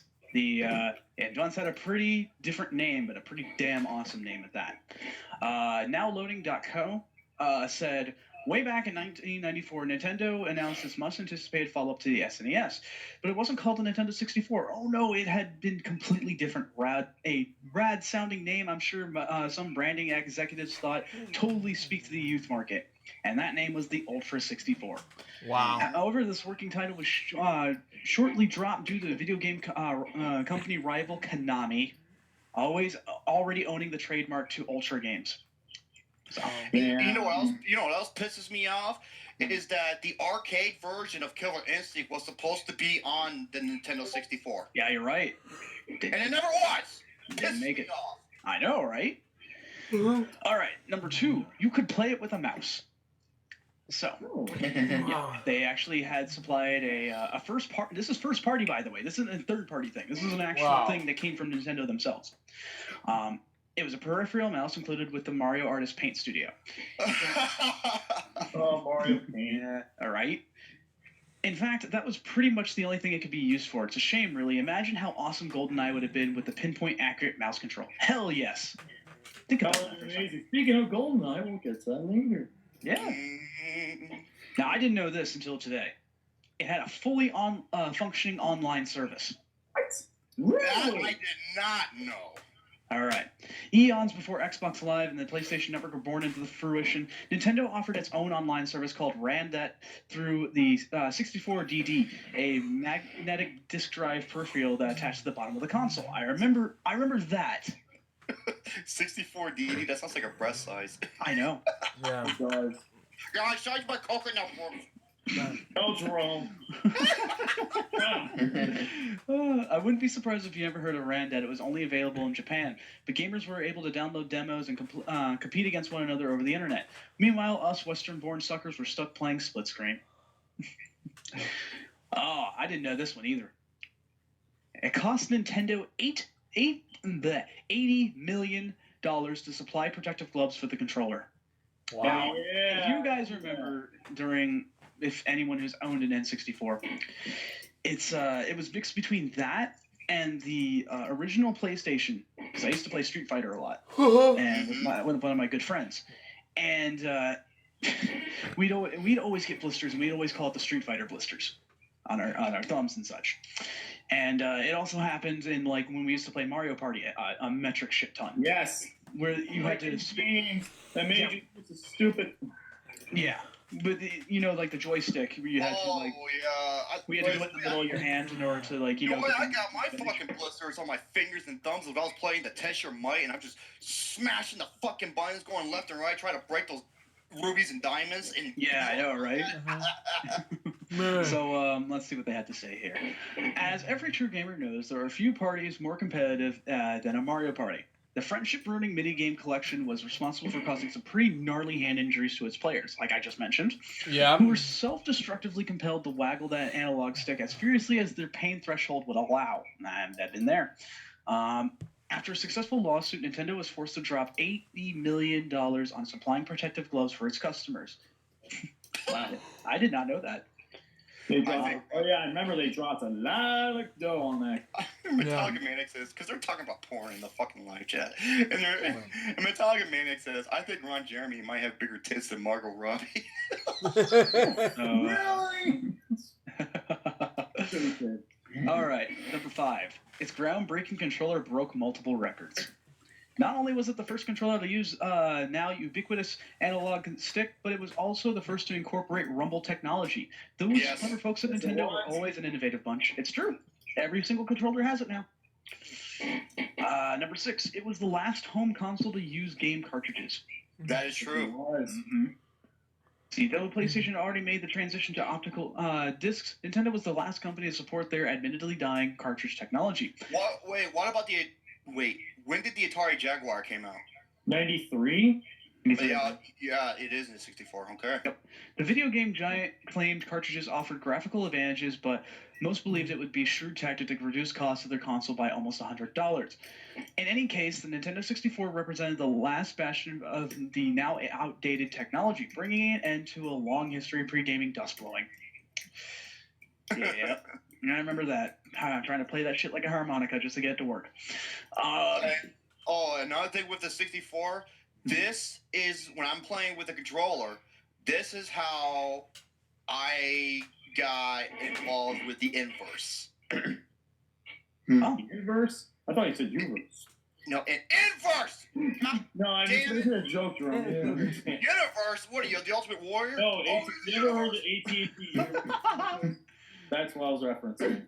All right, let's Those see stupid what's going commercials on. where the guy's like, "Can I give you a hug to switch to AT&T Uverse?" It's like, Kirby's from the universe, and he makes my buckle decisive in your universe. That's All right. wrong. I'm speaking true. God damn it, it's Torrance, shut up. No. You gotta answer the question. Speaking of Moana, has a Samoan ever called you the N-word? No. Oh, come on, you gotta answer the question. I would take that as a compliment. Fuck it, Tori. Go ahead, I want to hear more. All right. and only launched with just 2 games. It's hard to believe that such slim pickings for software at N64's birth, just with Mario 64 and Pilot Wing 64 available to play on the new shiny box. Luckily, Mario 64 turned out to be one of the greatest games ever made. Quickly, goddamn right. Any We'll Nintendo talk Day about that later. Love that game. It was my first video game ever, by the way. Really? Ever, son of a bitch, man. You young motherfucker. I know. I don't remember what mine was. I really don't remember one. Mine was Mario Brothers. Mm-hmm. Yeah, see, I'm just a younger generation of Jerome here. All right. The developers of GoldenEye had no idea what the N64 could do. When you know little about its history, you'll realize how amazing it is that the game turned out to so well. Because Nintendo hasn't finalized the design of the N64, GoldenEye's developers had to estimate the power of the console while they were making the game. When Bond finally booted up on the new machine, they were unexpectedly forced to cut the texture quality in half, which is why all those soldiers' faces look so damn strange up close. Well, okay, look at arguably the best looking game for the Nintendo 64, especially if you put on the expansion pack. The expansion pack adds more RAM into the thing that you plug in the back of the controller. Turok 2. Yeah. That is arguably the best looking game, especially if you use the expansion pack. There was 2 packs. There was the Rumble pack, and then there's 3 of them. There was the Rumble pack, shakes your controller, but they all have them now. And then you have the ones where you can save your games. Those were kind of a pain in the ass. Sometimes you can save them, sometimes you can't. It depends on the game. And then there was those RAM expansion packs that I believe you plug it into a certain device of the 64 that gives it more RAM and makes it run better. Yeah. And Turok 2 with that game, oh my god, it's unbelievable. Right. Let me see. I've also got a few more here. All right. Legend of Zelda: Ocarina of Time. Shit, what? Teach away, Pimp Daddy. All right. Legend of Zelda: The Ocarina of Time was almost a first-person game. Wow. Yeah, this came from Mental Floss, by the way. I love this site, by the way. Man, that could have been the original Fallout 3. Yeah, right. If you think fans were enraged when The Legend of Zelda: The Wind Waker gave the franchise a cel-shaded makeover, imagine how they would have reacted if Nintendo went ahead with its early idea of making Ocarina of Time the first-person perspective. In an interview about the game's development, designer Yoshiaki Kozumi said creator Miyamoto toyed with the idea early on. Right, in the beginning, he had the image that you were at first walking around in first person, and when an enemy appeared, the screen would switch. Link would appear, and the battle would unfold from the side perspective. Why couldn't you just switch, like you could in Fallout 3? Yeah. Well, I mean, gaming was still very early back then, so you know. Oh, true. And motherfuck those owls. Man. Oh, I didn't know this one. Yeah, right, the owl. All right, I didn't know this one. Miyamoto wanted GoldenEye 7 to end with everyone shaking hands. Really? That's interesting. When you look across the vast library of Nintendo games over the years, there's one thing that almost noticeably went absent compared to the other systems: violence. The company has always held tight as the more family-friendly gaming option, with Mario, Luigi, and even Zelda providing fairly bloodless adventures. But one of the say that the Mad World. But one of Nintendo 64's most popular games also happened to be one of the most violent: GoldenEye 07.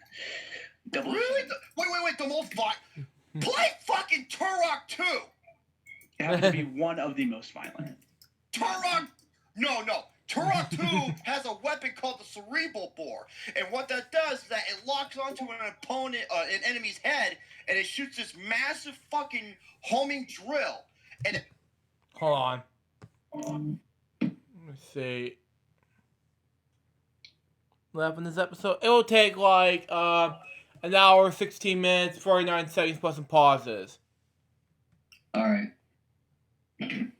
Continue on. Continue.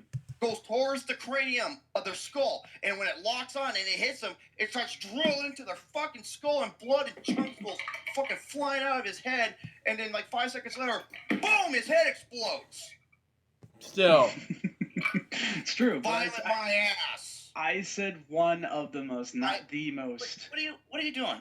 What are you disturbing me now? You know, you're disturbing me. You're Hi, Mom. Yeah, they say hi, Mom. Oh, Hi. That's funny. Oh, you doing your hair? Do you have a date tonight? You have a date tonight? Who is he? What's his name? He better be nice to you, or else he's gonna be the one that's gonna get fucked by me. Why would I? I'll provide the shovel. Because you're a desperate woman. You have needs too. Bullshit. You got them passionate urges. You need to unleash your lust. Jesus Christ, Jerome, that's your mother you're talking about. Dude, you know what? She laughs at me all the time. She's like, Man. "Hey, Jerome, what are you doing in there?" Huh? I'm like, "Shut up." She's like, you know. Man. See? Yeah, I gotta go back to playing with your 8 cats, knitting your sweater, and watching the Oprah channel. That's fine. I heard she had a pretty good book club this month.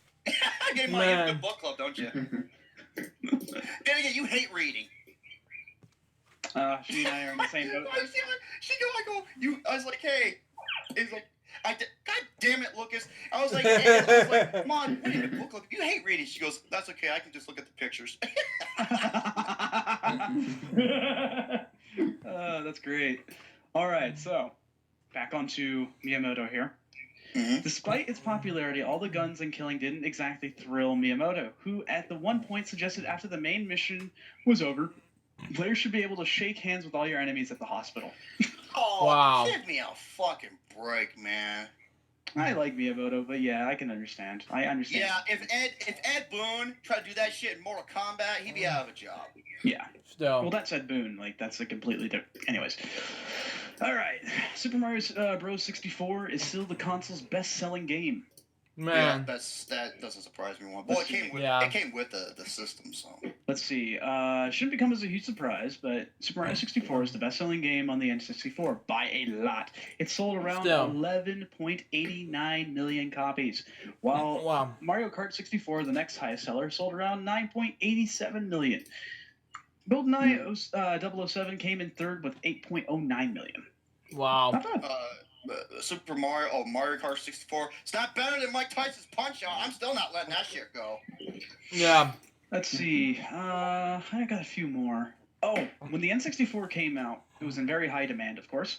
Several celebrities, including Steven Spielberg, Matthew Perry, and a few of the Chicago Bulls, tried contacting Nintendo to play the celebrity card and get preferential treatment for receiving one. That's kind of funny. Hi, Michael Jordan. Stop it. Get some help. Let's see. By December 31st, 2009. Wait, 2009. Wow. Wait, what? That doesn't sound right.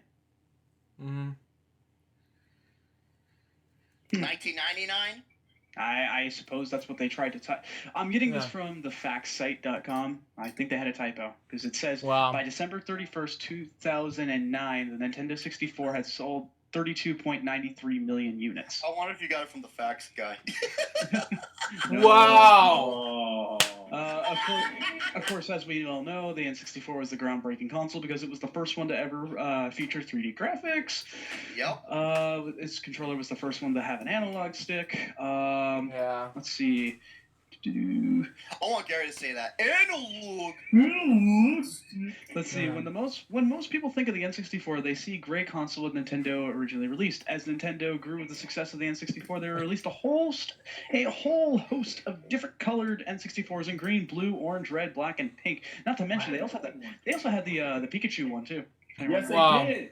I was close to getting that one. My friend had that one. I found him in the toilet after I took a dump. Let's see. Let's see. Although there were only 2 to 3 games to start with on the N64, Nintendo released a whole library of games as time went on, bringing the total up just shy of 400 games. Wow. And with the last one being ever made was Tony Hawk Pro Skater. Mm-hmm.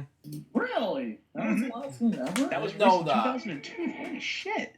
Metallica Maniac says, I can't believe there isn't a porn parody of the Pain and Game podcast yet. Oh, God. I was about to say, that's a lot of dicks. We need some... I know, just thinking about that makes me hungry. Man. Jesus fucking Christ. Man. Oh, wow, I didn't know this. In Japan, the Nintendo 64 was actually an underseller. Many believe the reason for this was due to the fact that it had a lot less role-playing games than the PlayStation, which was one of the most popular genres of game in Japan. Well, yeah, Sony in Japan does one. Well, so does Nintendo, but yeah, that's kind of a shocker. So, Yeah. Let's see. The N64 release was delayed until 1996 after the Sega Saturn and Sony's PlayStation had already come out. However, the impending release coupled with the N64's low cost meant that the people waited for the N64 rather than buy one of its competitors. Unlike its predecessors, the NES and the SNES, the N64 had maintained barely any of its status as a collectible console. Available at release for roughly $200, you can now pick up an N64 depending on extras and what edition for about $100. And that was the concept where one of the greatest game developers of all time was making games for this console, and then they got bought up by Microsoft. Rare, yeah. Yep.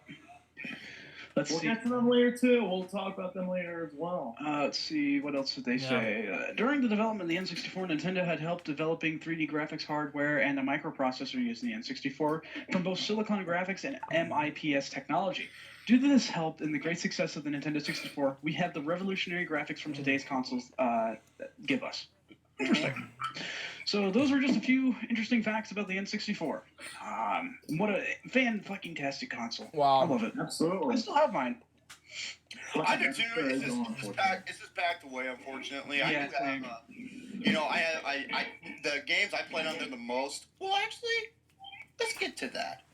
All right. Because I don't have anything else to say until the very end, so Yeah. I have my little segment to do after we're done here. So. All right, go ahead, Lucas. Talk about your best games. I'll join along with you because I remember I did a top 5 best and worst along with Alexander the Great. All right, so my top 10 N64 games of all time. Oh boy, I got lots of interesting choices for my list. Yeah, interesting. All right. You know what? In their top 5 64, it is like, yeah, we try to get this video sooner. If Lucas over there, and he's just sitting there with his arms crossed, he's like, shut the fuck up. Man. I have 5 honorable mentions. Starting out, I have WWF No Mercy.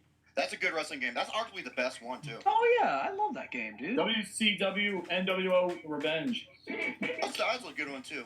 Wrestling. If your fucking list is not about sports games, I swear to God. Those are the only ones I have really on there. Okay, good. So, next up, Pokemon Stadium 2. I knew you were going to mention Pokemon. Makes no sense to me, but whatever. Continue on. I love that game.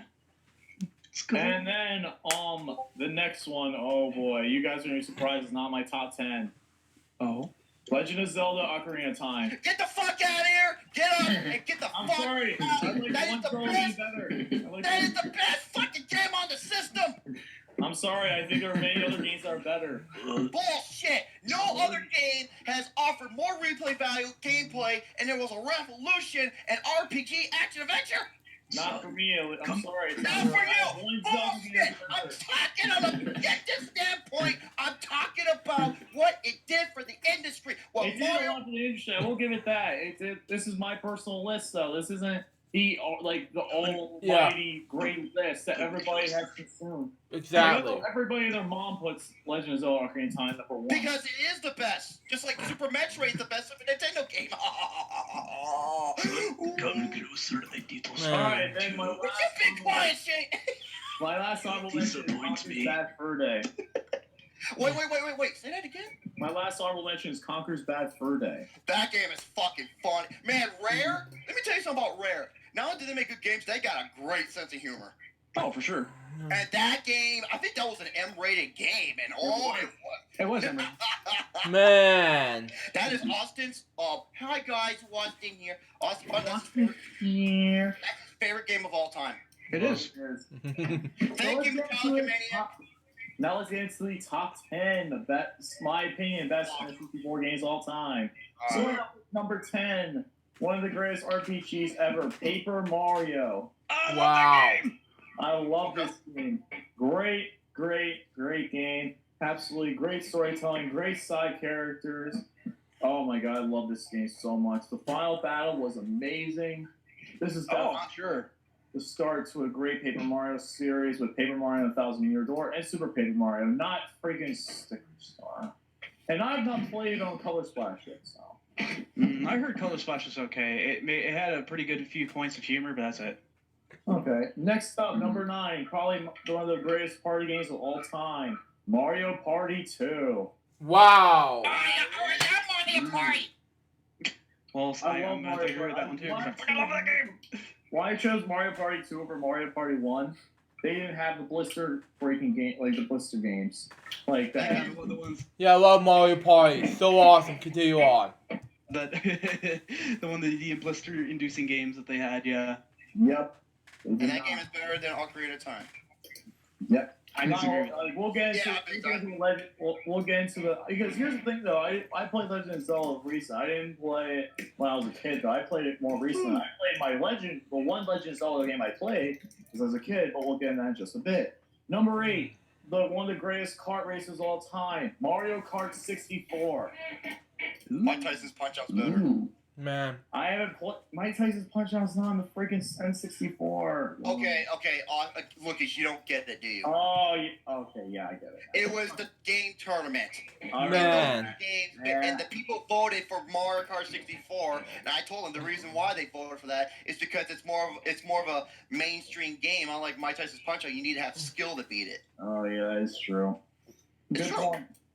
Next up, number 7. Number 7. One of the best Pokemon games ever made, and why is there no sequel for this game? Pokemon Snap. Oh yeah, I fucking loved that one too. That was I fun. loved it. Especially getting Quaint a little picture of game. you. I got a picture of Yep. Love you. He was my favorite all-time Pokemon I made, by the way. Yeah, But yeah. stupid Pokemon games. Continue on. Pokemon Snap, number 7. Number 6. This is the Legend of Zelda game that definitely I love more than Ocarina of Time. Legend of Zelda Majora's Mask. Majora's Mask. That's debatable. I love Majora's Mask much more than Ocarina of Time. I love the darker side. I love the characters. I love the bosses. I love the final. Even though Ganondorf is much better than Ocarina of Time, the final boss is much better. I will say I love Majora's Mask a little bit more. I will make a confession here. I beat Majora's Mask first before Ocarina of Time. Yeah, so. Now we get to the top 5. Oh. Hey, this is where I'm going to join you. My number 5 is one of the best shooters of all time, GoldenEye 007. That is not my number 5. My number 5. Okay, my number 5. I almost have a tie. Really? It's between it's Banjo-Kazooie and Kazooie, Gary! Banjo-Kazooie and Star Fox 64. You want to know something bad about me? I've never played Banjo-Kazooie before. Get the fuck out of here! I've never played it before. I don't know why. I've never gotten that game. I never could get a hold of that game before. Like when I was a kid, I could never get a hold of it. Dang. That's for you. Metallica Maniac says, how much you all want to bet that Lucas will have Kirby 64 at number 1? No, it's not number 1, but it is on my top 5. It's actually my number 4, Kirby 64 and the Crystal Shards. God damn it, Austin, you motherfucker! To be fair, What did Austin say? He goes, no ties, Romy. Typical Austin. dude, to be fair, I really do like Kirby 64. It is such an amazing game. Kirby 64 lets you create power-ups. You could create You could have a lightsaber in a Kirby game. Yeah. There were no lightsabers. Yeah, he usually asks me as a Dorko. You also had the fire sword. You had so many great power-ups in Kirby. Oh, the fire sword. They gave me the bad case of the Ring of Fire in my butthole. Man. What's your number 4, you fucking asshole? My number 4 is it's another game made by Rare. Oh. Perfect Dark. Ooh. Oh yeah, Perfect Dark. And it's got one of the greatest fucking weapons ever. It was what the hell was it? It was a mix between a sniper rifle and a railgun. You look through your scope, and it's infrared, and you can shoot through walls. Oh yeah. Fucking amazing. Oh hi guys, Austin here. That's what he said. Austin here. Hey, Austin. What's up? And watch, Austin's number 1 is Bad Fur Day. That's his favorite game. And it's awesome, dude. What's your number 4? I just said my number 4, Kirby 64 and the Crystal Shards. Number 3 is probably one of the greatest platformers of all time, if not the best, Super Mario 64. How dare you? What do you mean? Should be higher. Wait, what did you say? Hold on. What do you mean? Rewind. Rewind that. One of the greatest platformers of all time, if not the best, Super Mario 64. Oh god. How dare you? What do you mean? Should be higher. Number 3. I have 2 games that are a bit better. I'm sorry. What's your number 3, bro? I absolutely love Super Mario 64, but I played it late. I played it as a teenager more than I played as a kid, though. But I still really. Yeah, because as a kid, I just shoved the controller up my butt. You probably did. I never did it. Yeah, analog, more like analog. You know what Jerome probably did? He probably put the analog stick up his asshole, then rotated the controller to simulate pleasure for him when he was younger. That's what he probably did. Trying to put on a rumble pack. Man. Alright, so Jerome, what's your number 3? Can you imagine I turn that son of a bitch on and be like, alright, let's get ready to rumble! Man. My number 3, it is, even though Doom was the mother of all shooters, this was the mother of all multiplayer shooters. GoldenEye, baby. Love Oh, the couch games. And Yeah. you hear that all the fucking time if you play gold weapons, the golden gun, the best weapon in the game. It's true. Number 2, probably one of the best fighting games of all time. I absolutely love this game, and it made this series one of the best played, most popular series ever on Nintendo platforms. Super Smash Brothers. Okay, Wow. I'm going to be honest with you, Lucas. I thought that was going to be your number 1. Nope. Oh, I know what your number 1 is now. Okay. What's your number 2, Jerome? My number 2 is Super Mario 64. Oh, really nice. I'm surprised it's not your number 1 either. Oh yeah, because No.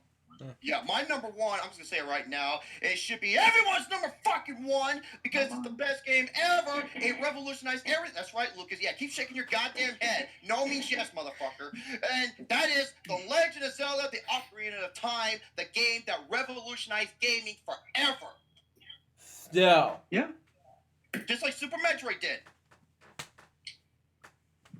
He speaks. Now, my number 1 is without a doubt, my opinion, the greatest N64 game of all time. Has the most replayability, has the most great characters, all the most memorable dialogue, everything in this game is unbelievable. And I wish they could make another game like this, but unfortunately, they haven't so far. So with that being said, my number 1 is Star Fox 64. I fucking knew it. Wait. The most okay.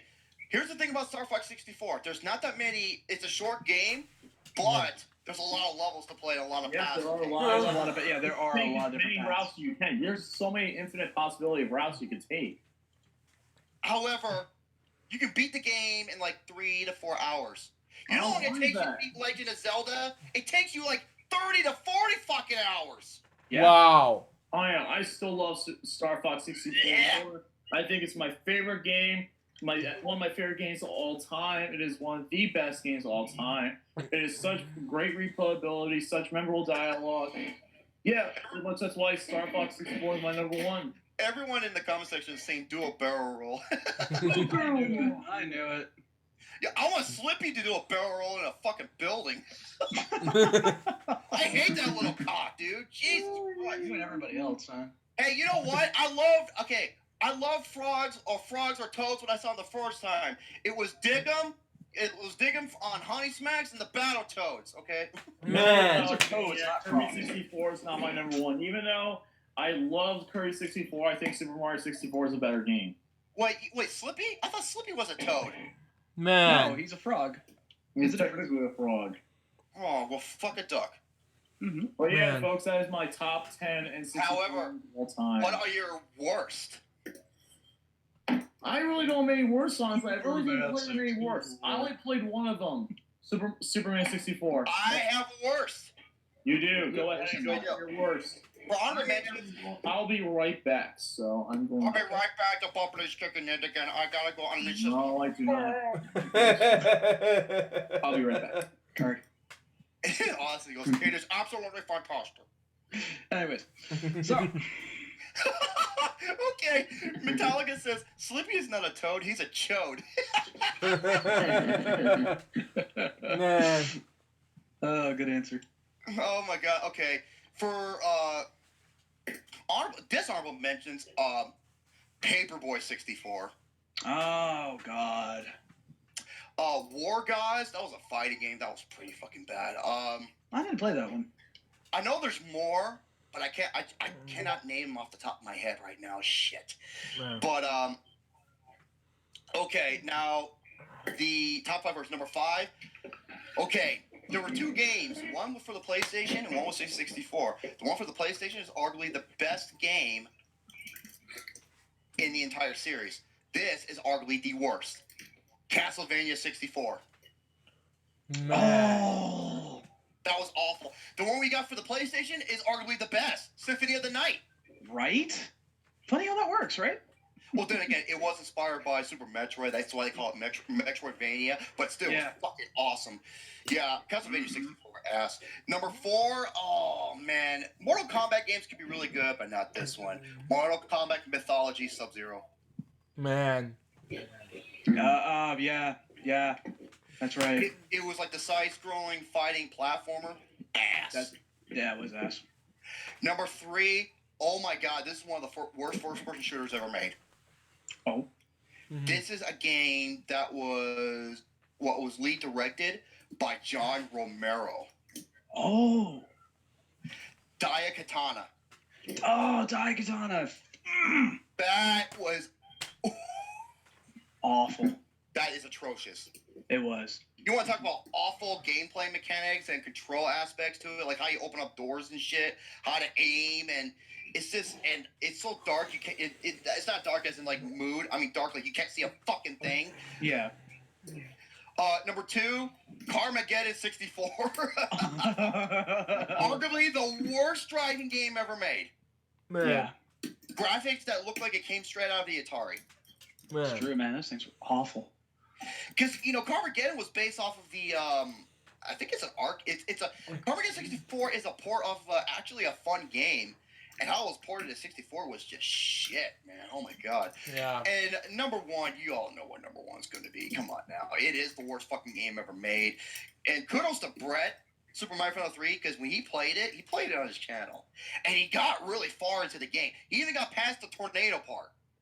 Oh. We have to blow the tornadoes with your freeze breath, which is damn impossible. He got past that. Damn, not bad, dude. He actually got he got to the part where you don't have to fucking fly through rings, pick up cars, and all that bullshit. I hated that shit. I mean, what is it, Sonic? Oh, I'm playing Superman. Yeah. Sonic's got enough bad games already, man. Come on. I know it. Okay, so in that case, Carmageddon is on iPhones for free. Okay. Mm-hmm. So, Right now, Lucas is about to unleash a Category 5 dumpster hurricane from his anus. And then he has to use a whole can of Febreze.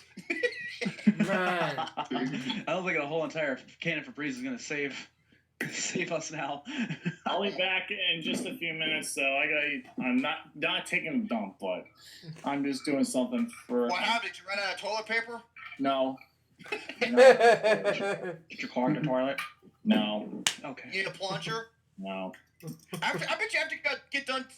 I bet you after you got done taking a massive dump, you need to use that product called Scrubbing Bubbles. Scrubbing bubbles.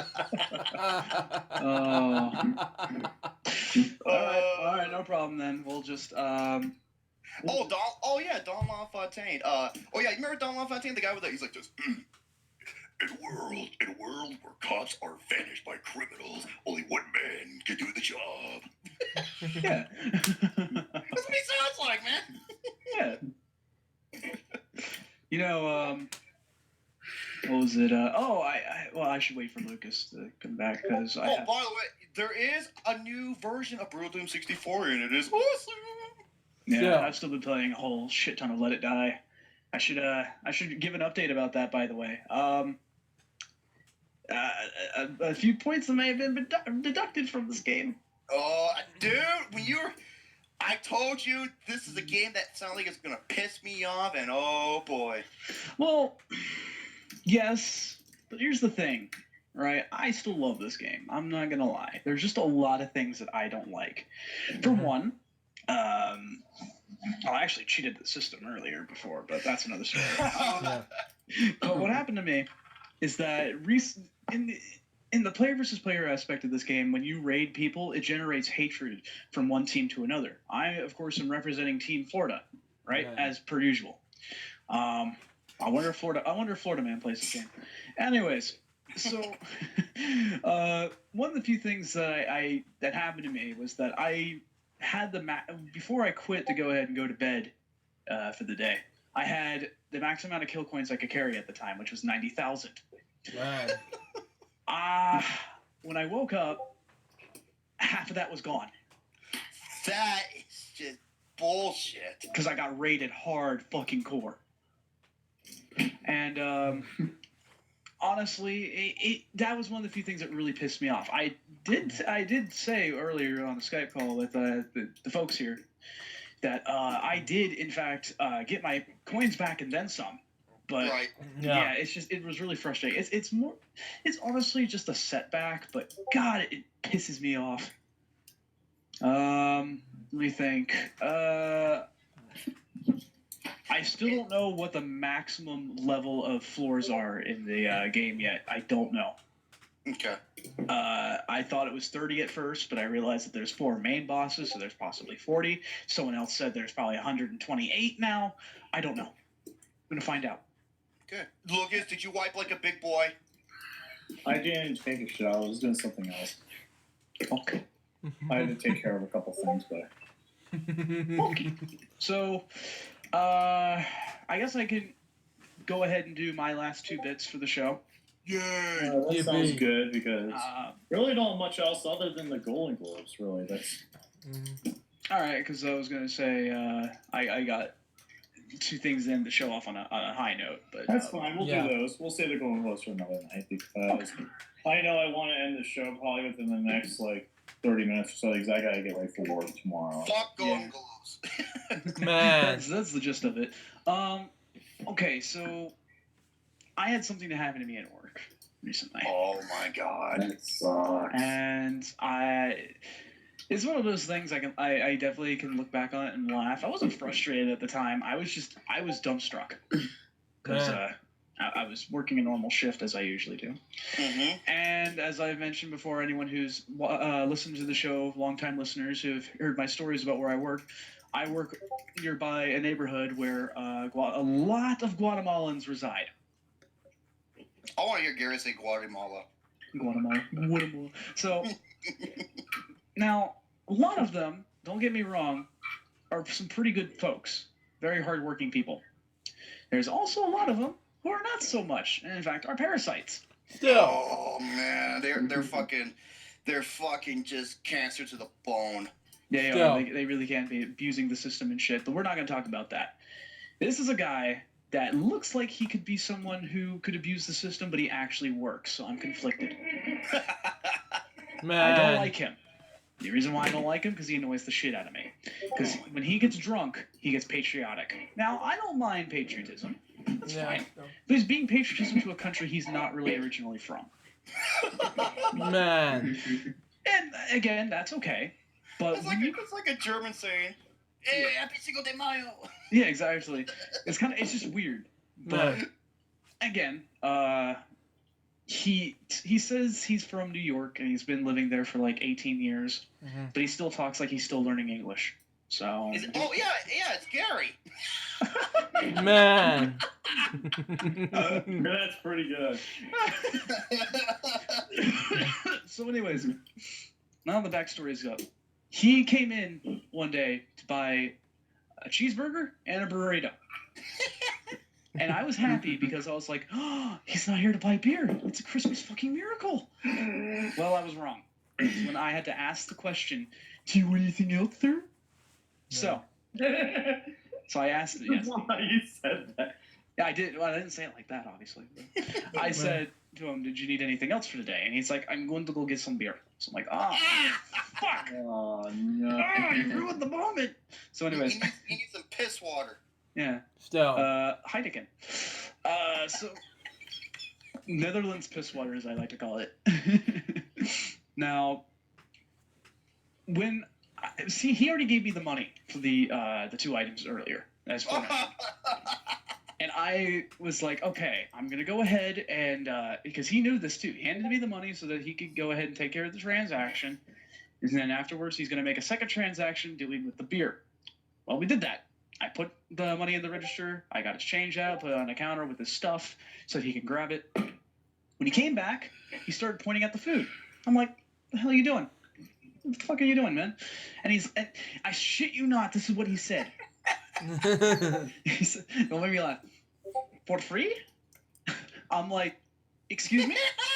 And then he said, for free? You just bought the. My brain was about to short circuit. I swear to fucking God. Man. He honestly thought that he was able to get this for free. Because here's the thing. I tend to give food out to the homeless people that come by here. I'm not sure what it is about the convenience stores that is a homeless person magnet, but it is. And I try to take good care of these people. Give them food and such like that, right? So. Well, some of the amigos are also less fortunate, and they're good. And I know who to give food to because some of them are just, willing just to get free food because, hey, and other times people are really down on their luck. Yeah, they're down on their luck. Hey, it's not like they brought this to themselves. It was just at a unfortunate circumstance. You're like, hey, why not? Exactly. And so I do that. However, word spread about me giving away free food. Oh, fuck. The dumb shit. Yeah, it is free once you pay it. Yeah. So to him, his alcohol-addled brain thought that he could be able to buy this, right? And then he's like, I could get this for free. Oh. You just bought it. Man. I couldn't fucking believe it, dude. I really couldn't. Is it Guy Pearce from Memento? I'm starting to wonder. Oh my God. Okay, so I wanted to share that. That was something ridiculous that happened at work just a couple of days ago, and I couldn't believe it. I really couldn't. I remember when he told me this. Man. What the fuck? Oh, I hate Oh. How you doing? All right, so for the last part of this, I thought we'd go ahead and change it up from the Nintendo 64 stuff to something a little bit different. No football, no Lucas, you son of a bitch. Yeah, no. Football's not playing on right now. I already enjoyed my Penguins victory, so I'm all good for right now. Yeah, still. Anyways, these are some of the most ridiculous laws around the world. Oh, I love these. Man. These are fun. I like these. I'll start off with one that I know off the top of my head here that happens in Florida. Did you know that it is, in fact, illegal to walk under the sidewalk here in Florida? What? What? Yes. Illegal to walk underneath the sidewalk. Oh, walk underneath the sidewalk. Oh. Yeah. I thought you said to walk on the sidewalk. I'm like, okay, I guess it's illegal to parallel park then. All right. Yeah. Well, it's Florida. So, anyways, yes. So, What it's if you're illegal. an ant? Well, I guess fuck the police then. Still. That's NWA ant style. Yeah. Man. All right. So, okay. So I got that out of my head. Let me go ahead and take a look at some of these. All right. One of these in the bathroom ranger. I fucking love those books, dude. Fucking A, they're the greatest books ever. Oh. All right. Let's see. In Victoria, only a qualified electrician is allowed to change a light bulb. It is illegal for you to change it yourself unless you are qualified.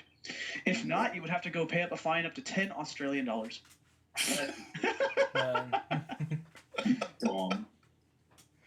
So you can't change your own light bulb. That's Nope, not in Victoria, Australia.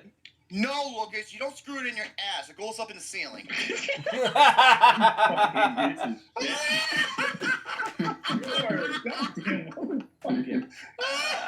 couldn't help it. Man. I look like Uncle Fester. I bet you if I put it in my mouth, it light bulb will come on and it explodes. Man. All right, let's see.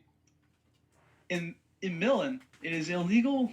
It is a legal requirement to smile at all times, except for during funerals and hospital visits. If you don't, you have to pay a fine. Wait, what? Yeah. What? You have to smile? Yeah, it's a legal requirement. You have to smile at all times. What if you're watching 12 Years a Slave? That's not within the requirements. Yeah. So you're gonna look like one ignorant motherfucker. I know.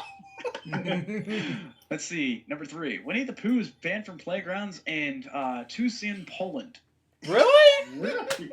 Because local authorities say Winnie the Seriously? Winnie the Pooh is on the band style now? Seriously? Let's continue on. Pooh is inappropriate for little children because Pooh was half naked. God, no. Dude, Donald fucking Duck, he talks funny, he wears no pants, and he's in a sailor outfit. Come on! Yeah. Yeah! That's so stupid. So are Ren and Stimpy. So. They're fully naked. What are you talking about? All right. Oh, shame. Half naked. Barney the dinosaur ain't wearing nothing. Yeah, according to my status about Barney, Bob West, the voice of Barney, was doing some cons now, so let's continue on. Let's see. In Kool-Aid, spitting was banned in 2009 to stop the spreading of swine flu. Okay, you know, because of germs and whatnot, and I can see where they're coming from to an extent. It's a little bit. It's a To little a certain, but that's still overblown proportion. Yeah. Let's see. In 2017, the Chinese government passed an absurd law which had stated that it was illegal for the Tibetan monks to reincarnate without the government's permission. Man. Dude, it's like fucking Braveheart. That is ridiculous. Man. Pestman says, "Hey, Drum, don't whiz on the electric fence." Man. Okay, not the disease Ebola, but Ebola is a small town in Italy, and kissing in a moving vehicle is banned there. Not if she's blowing me. That's not technically kissing, so hey. Yeah, I found a loophole, motherfuckers. Yeah, I told you, I could be a lawyer. I swear to God. Okay. Oh God. You be saying the pimp daddy lawyer. Yeah. I'm like, dude, she's pumping the well. Leave me alone. Pimp daddy, attorney at law. Let's see. And your hoes could be the secretaries. Man. I only hire the best. I had to make sure they read first, though. They have to read. Literacy is a very important thing. In Melbourne, Australia, vacuuming your house between 10 p.m. and 7 a.m. during weekdays and 10 p.m. to 9 a.m. during the weekends is against the law. What? Wow. Melbourne, Australia. Oh my God, Australia had it with a gun. See, I know a few people who do live in Australia. I gotta they're not too far from Sydney, I believe. I gotta ask him about that. Man. Let's see. That's not the only thing banned from Melbourne. It's a place where men are banned from dressing up like a woman. Hey, Gary, that's kind of silly. Oh, you motherfucker! I was about to say the same thing. Man. Would you fuck me? I fuck. Brilliant. Or be Gary. Would you fuck me? I fuck you. Well, I can definitely see Gary pulling that shit off. Oh my God. All right. In Oklahoma. Dude, I'm almost tempted. You know what? Keep talking. I'll be right back. Okay. Let's see. In Oklahoma, it's against the law to having a sleeping donkey in your bathtub after 7 p.m. Okay, that's funny. That is funny. A sleeping donkey, that'd be like the most weirdest thing ever. It's just like, Oh my God. Man. Oh, let's see. In Switzerland, flushing a toilet after 10 p.m. in the apartment building is illegal. What? What? You You kidding can't me? think of mad shit. You can't think of mad shit after 10 p.m. That's Guess not, man. Okay. bullshit. You know what? Bro, Okay. you must have hated the last law that Shane must have said. Shane, repeat that last law you said. All right, hang on. In Switzerland, flushing the toilet after 10 p.m. in an apartment building is illegal. Well, you better not be eating fucking Taco Bell in the late night shift. Yep. Man. Apparently, the Swiss government considers it a noise pollution. Bullshit. This must be some black fucking toilets then. Shit. Okay. Hold on. Alright. I got two bathroom meters, and I know they have dumb laws. Yeah, that's where I got the idea from. Oh, I'm trying to find these fucking things. So keep talking. I'm trying to find them. All right. In Canada, by law, once every 5 songs on the radio must be sung by a Canadian. Man. It's a bad. That's fun.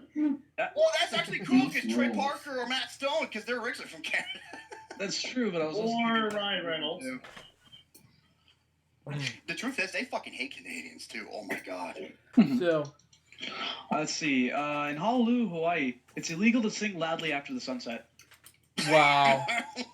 What? There's a concert. Too Wow. bad. It's rude. Too bad, son. Or just be a mime.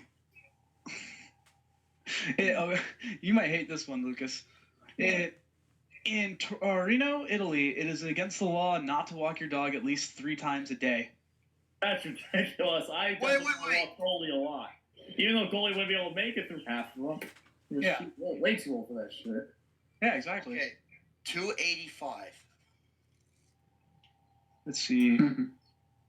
Okay, here we go. I got a page for one of them. Let me see the other one. Because I like this shit. Okay. Go on, keep talking. I'm going to try to see if All there's one in the other one. Let's see. Visitors of North Korea are not allowed to use North Korean currency, and they are not allowed to enter the city's department stores. Interesting. I Yeah. can see what I don't. Righty. Let's see. A law passed in 2009 in Japan states that it's illegal to be fat. Hey, give me you're not allowed in Japan. Oh, God damn it. motherfucker, I knew that was coming. God damn it, man. Yeah, I knew about that one. Motherfucker. I got a fat cock. What do you want me to do? Yes. I've been in the need to lose weight for like after 13 years. What are you gonna do with me, huh? What do you want? Just not your cock. Yeah, I have to whip it out, man. Okay, I got both books, have a page on loony laws. Okay. So, No, Jerome, you can't masturbate after 10 p.m. in New Zealand. I'm gonna beat off on your face. You don't be quiet. Okay. In Marshalltown, Iowa. Marshalltown, Iowa. Marshalltown, Iowa, it is illegal for a horse to eat a fire hydrant. Really? What? Okay. Oh, I another one. saw that from the Danebo video, which is awesome. But anyway. Tennessee, it's illegal to drive a car while you are sleeping. Good point.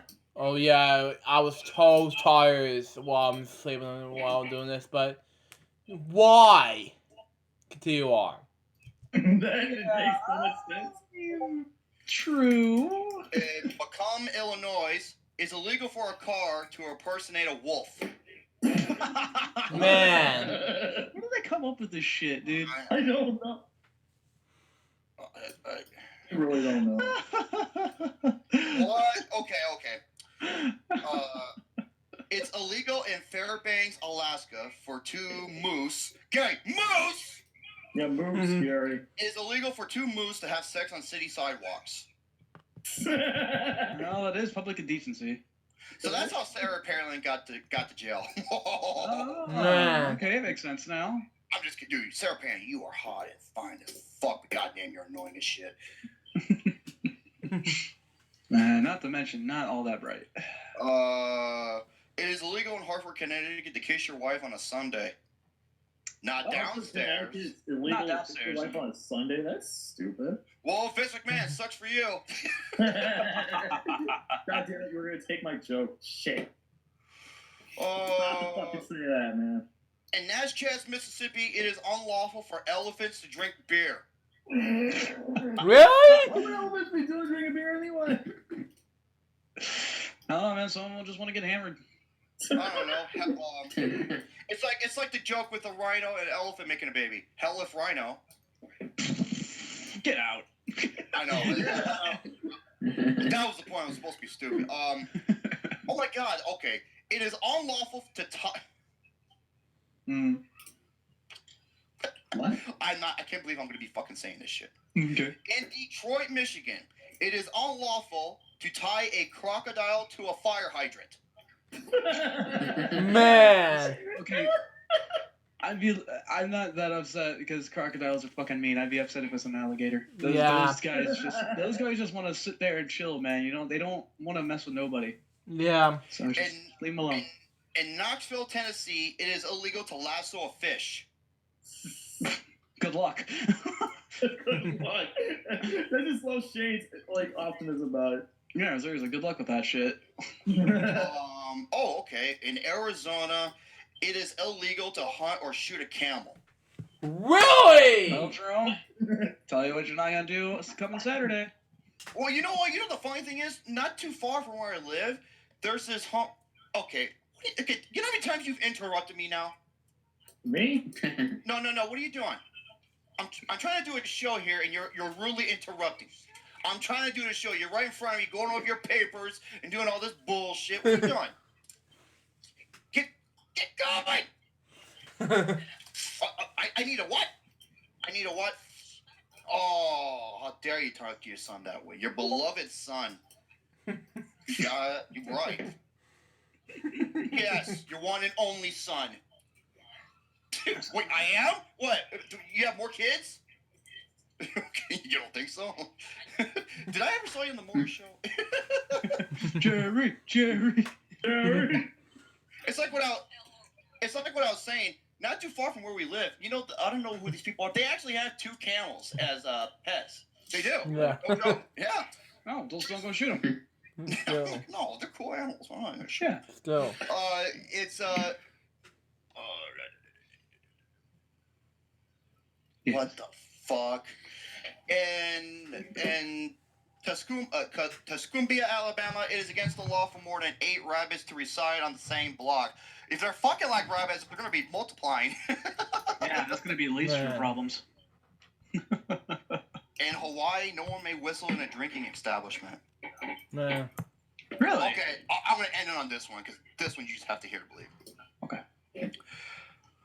In Portland, Oregon, it is illegal to shake a feather duster in someone's face.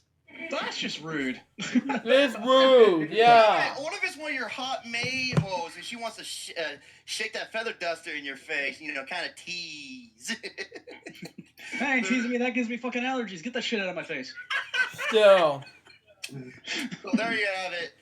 I had to find those 2 books and I was like, wait a minute, I know what those are there. Yeah. All right, so. Oh, of course, fucking Gary. Man. Let's continue Gary, on with some of the ones I've got. Stop being a...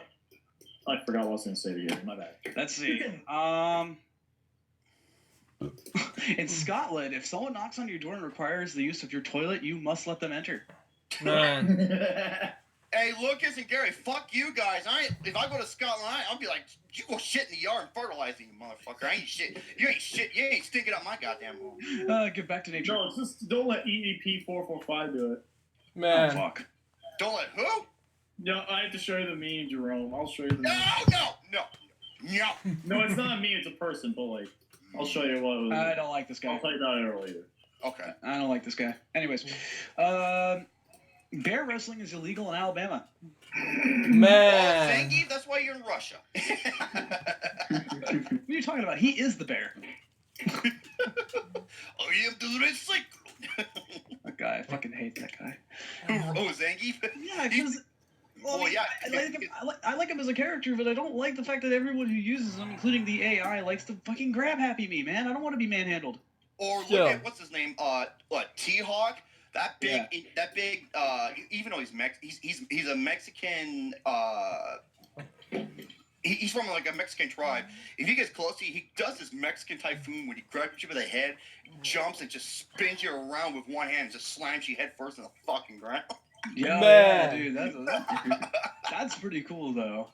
Oh, that's like one of my favorite moves of all time from that game. So yeah. Oh yeah, damn right. Ooh, that should be it. Oh, the top 5, top 10 best Street Fighter 2 special moves.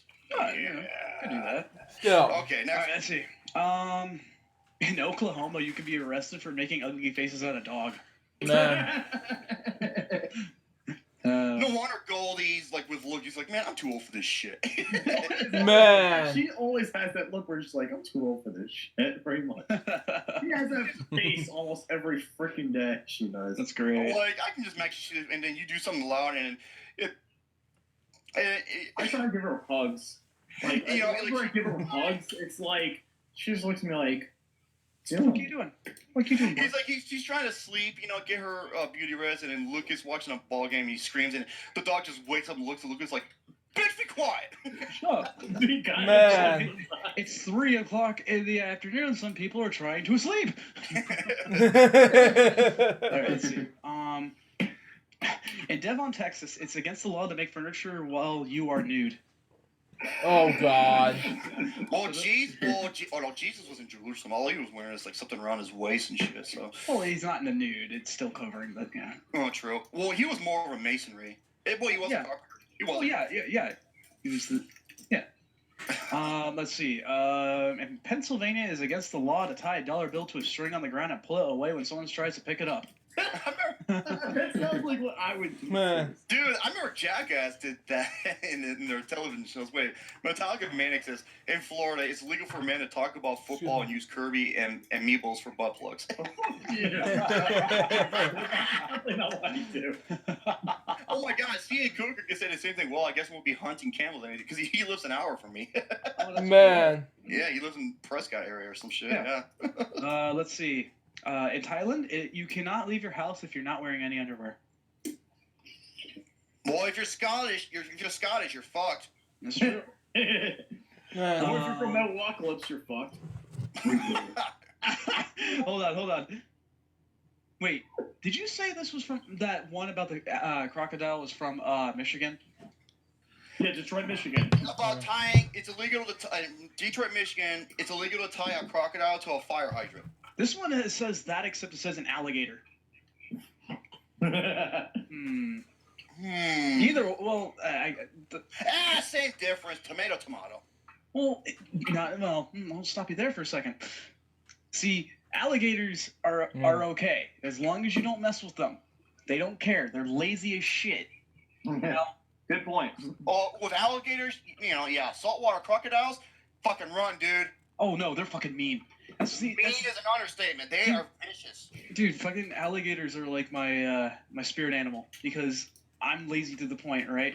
And I don't mess with people. But until someone does, oh my god, I will bite their fucking neck off. That's like a western diamondback rattlesnake, like one of the most venomous snakes in the West Coast region of the United States. It's like don't mind their own business, but if you fucking piss them off, yeah, or probably just avoid them more than likely. Well, I mean, it's best just to avoid them, really. Just don't fuck with them. So. Let's see. In France, it's illegal to name a pig Napoleon. That's funny. Napoleon? Oh, I remember this one. In Baltimore, Maryland, is taking a lion to the cinema is illegal. Oh, Well, Sorry, Simba. Mother. Oh, fuck. I was gonna say Courage the Cowardly Lion. You can't go see his own movie. That sucks. Yeah, all right. I feel bad for him. Let's see. In Texas, if you're going to commit a crime, you legally have to give 24 hours notice to the police, either orally or in written form. what? That was all I wanted. Let's see. Say that one again, please. In Texas, if you're going to commit a crime, you legally have to give 24 hours notice to the police, either orally or in written form. What the fucking point of doing it then? Exactly. Man. Let's see. In Providence, Rhode Island, selling toothpaste on a toothbrush on the same customer on Sunday is illegal. That is really bizarre. It is. What is the point? I don't know. I'm so confused. Let's see. In Turkey, it is illegal for a man above 80 years old to become a pilot. Man. Well, I mean, that's kind of reasonable, honestly. Yeah, still. In Ohio... What if he's a veteran? Still, 80 years old. Fucking Jacqueline Lane, when he was 80, he was fucking swimming in the river pulling boats. Yeah, that's Jack Lane for you. Freaking name. Yeah, no shit. And he didn't. And the reason why he passed away wasn't from, because he was healthy healthy as a fucking horse. He died from pneumonia. Oh, yeah, man. And he was like almost 100. Shit, he was still going great. Yeah, no kidding. Let's see. In Ohio, it is against state law to get a fish drunk. What about those talking fish? Don't worry, be happy now. Woo! Man. Drunk as a motherfucker. In Chico, California, the law states that anyone who detonates a nuclear device within the city limits is liable for a fine of $500. What, a nuclear device? There'll be nothing left of that fucking city. What? Yeah, you're gonna need more than $500 to fix that. Fucking 500 million. In British Columbia, it is illegal to kill a Sasquatch or Bigfoot if one is ever found. So. Yeah, Gary. With his hairy ass. I was gonna say that's why he's hiding out in New York, right? Let's see. You cannot fish while sitting on a giraffe's neck in Chicago. Oh, Say God. that one again, please. You cannot fish while sitting on a giraffe's neck in Chicago. Man. Okay, hey, Lauren. Because I know Lauren lives in the Chicago area. Don't do that, please. Yeah. I guess Jerome and Gary have to take this somewhere else because in Champaign you can't pee in your neighbor's mouth.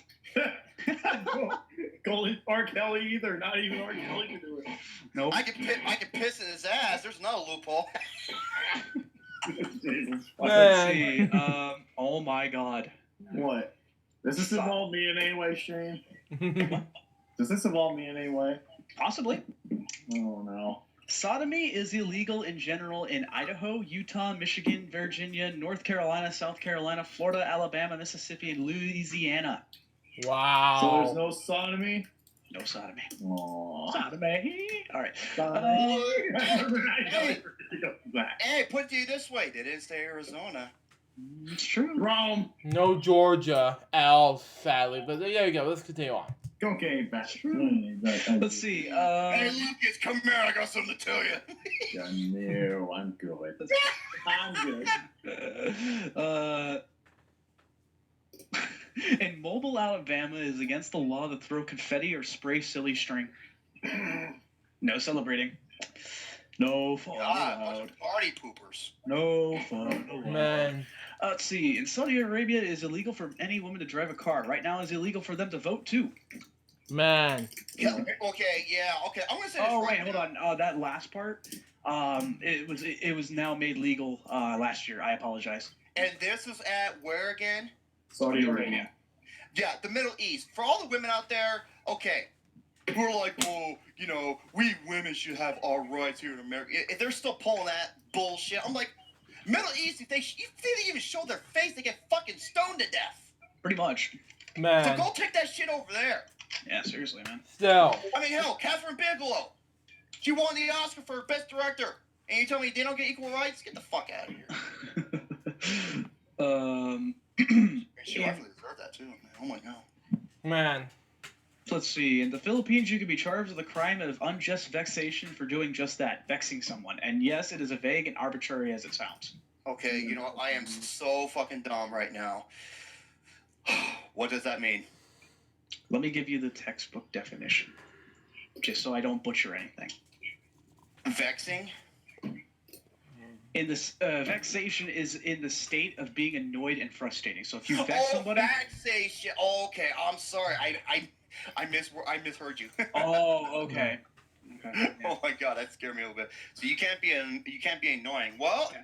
you can get married. You don't have to worry about divorce because they can't annoy you. Man. Oh man. Okay, let's see. What? I know, right? Excuse me. The only two states where divorce is illegal are the Philippines and the Vatican. Man.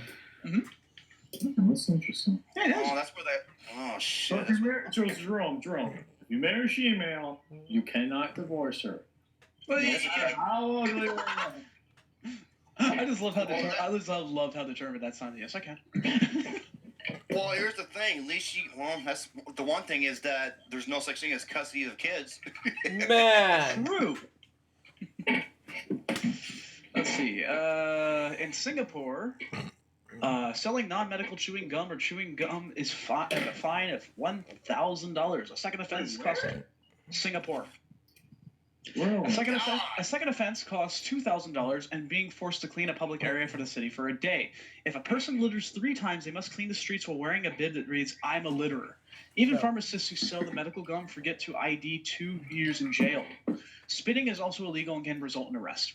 Man, Spearmint doesn't do business there. I can tell you right now, they don't. Holy fuck. Let's see. In Thailand, it's illegal to step on money. Man. Wait, what? Really? Yeah, it's illegal to step on money. What if it's like What if it's like a quarter and it's rolling and you're trying to stop it? You can't do that. I don't know. That's also a bit Exactly. arbitrary. Weird. That's what David said. This is crazy outside the U.S. Yeah, exactly. Continue on. Because that's the first thought I had too. Is like, what about coins? Like, I'm pretty sure they mean like paper money. Still. Let's see. That's what I'm thinking, paper money. Yeah. In July 2013, a law was passed in China that states that it's illegal for adult children not to visit their parents often in China. Still. Let's see. That's fucked up, dude. That's fucked up. Dude, motherfuck them. If I want to see my beloved parents, I'm going to. Even my mom be like, What? You want to talk I to my think you didn't understand what I just said. I don't think I did. Okay. A law was passed in China that states it is illegal for adult children to not visit their parents often. Man. Not visit. Oh, What? okay. Yes. So basically that means you're being forced to visit your parents. So if you have a good relationship with them, excellent. If you don't, well, that kind of sucks, doesn't it? Dumb shit moment. That's why you're the dumb shit in the network. Dumb as fuck. That's okay, that's fine here. Let's see. I'm just going to detention with me, boy. Let's see. Oh, here's something from Arizona. What? Oh my god. In Arizona, having more than 2 vibrators in your home is illegal. Man. Jerome, please arrest Jerome. He has 3 vibrators. No, it's a back and foot massager. One for his ass, one for his hole. No, it's for my wife. She likes DP.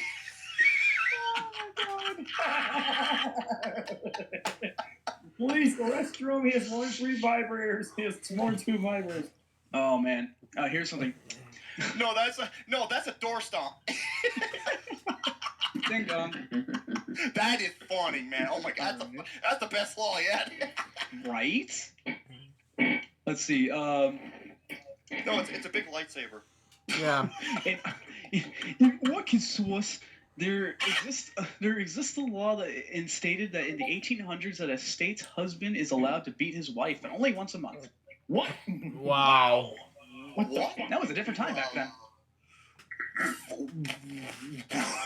It was legal. It was completely legal. That's pretty fun. Okay, I'm gonna give you all you men advice. You're only allowed to hit a woman if you want to slap her on the ass. Still. That's fair. Good Think point. about it. Yeah. And I don't mean like a hard, like big. I mean like a good hand palm slap. And you just give me that good grip and give those Indian burns. You'll give make goosebumps go up and down your spine, make your hair on the back stand up. Man, Still. I know my beauty loves that. And you too, Lucas. No. You do all the time in sports anyway. You're like, hey, good show, good hustle. You're just and they're fingering their buttholes while they're doing it. Like, yeah, good hustle. I was like, oh, I see you're not 40 yet. I'll see you later in the showers. Man. Showers. Don't touch soap. Let's see. In Rhode Island, a union can be considered an invalid under the grounds that the party is deemed to be collectively an idiot or a lunatic. Wow, just for developing a union at work, huh? I don't think it's that kind of union. Oh, man. I'm sorry. Okay. Yeah, not that kind. Say it again, Shane. In Rhode Island, a union can be considered invalid under the grounds that the party is deemed to be collectively an idiot or a lunatic. Oh, okay, no, it is a union for for work. Okay. Yeah, there you go. Yeah. Okay, so there you go. Once again, Vince McMahon would be very happy. Well, this is pretty fucking weird. In Iowa, it is illegal for a man with a mustache to kiss a woman in public. Man. It is illegal for a man to catch a woman in public. Kiss a woman. Kiss a woman. Kiss a woman. That's part of me. You can write that one down for me. Well, that's okay, because I'm going to kiss him in my butt cheeks instead. They didn't say no. Let's see. In Massachusetts, it is deemed illegal for a woman to be on top during sex. Man. Yeah, That's a bit weird. that is a bit weird. Mm-hmm. What if she wears the pants in the family? Well, it's still illegal. I'm sorry, I'm still laughing. I'm still laughing about the two vibrators. And here is Oda. That's why I was cracking up earlier. Let's see. You know what you do is if the police come, just put them in your put them in like inside your lazy boy chair and say that your chair came with a vibrating massager with it. Still. That's pretty brilliant, bro. All right. It is also illegal in Massachusetts for a man and a woman who rent a room for the night to sleep in the nude. Oh man. That's stupid. That's dumb. Well, it sucks for fuckboy Blockhead. Yeah, right? Well, then again, Nikki Bella, she lives in Scottsdale, Arizona. True. Yeah. Let's see. In Britain, it is illegal to handle a salmon in suspicious circumstances. Suspicious? What? You catch him, you skin it, you grill it, and you eat it. I guess if you stole the salmon, I guess. I don't know. That's so fucking weird. It is weird. Okay, in Vermont, a wife needs the husband's permission to wear false teeth. Man. What? That's also very strange. I don't understand. I don't say Now either. she's going down. Oh. Oh, gummy. Gumi. All right, see. In North Carolina, couples must have sex in the missionary position and with the curtains pulled. Which state? North Carolina. Oh, That's really? interesting to say the least. I can understand why, but Yeah. Yeah. Let's see. With the curtain sprawl? Huh? The more the merrier. Listen, I've been to North Carolina, and I could definitely say for one town that I went to in North Carolina, I can definitely say it. Okay, as we were talking about Samoans earlier, and Samoa is illegal to forget your wife's birthday. Man. Throwing bear not Gary's birthday, that's for sure. He's not smart. Well, Lucas, it is true. I was in North Carolina, and I saw you were riding somebody, so. Fuck off.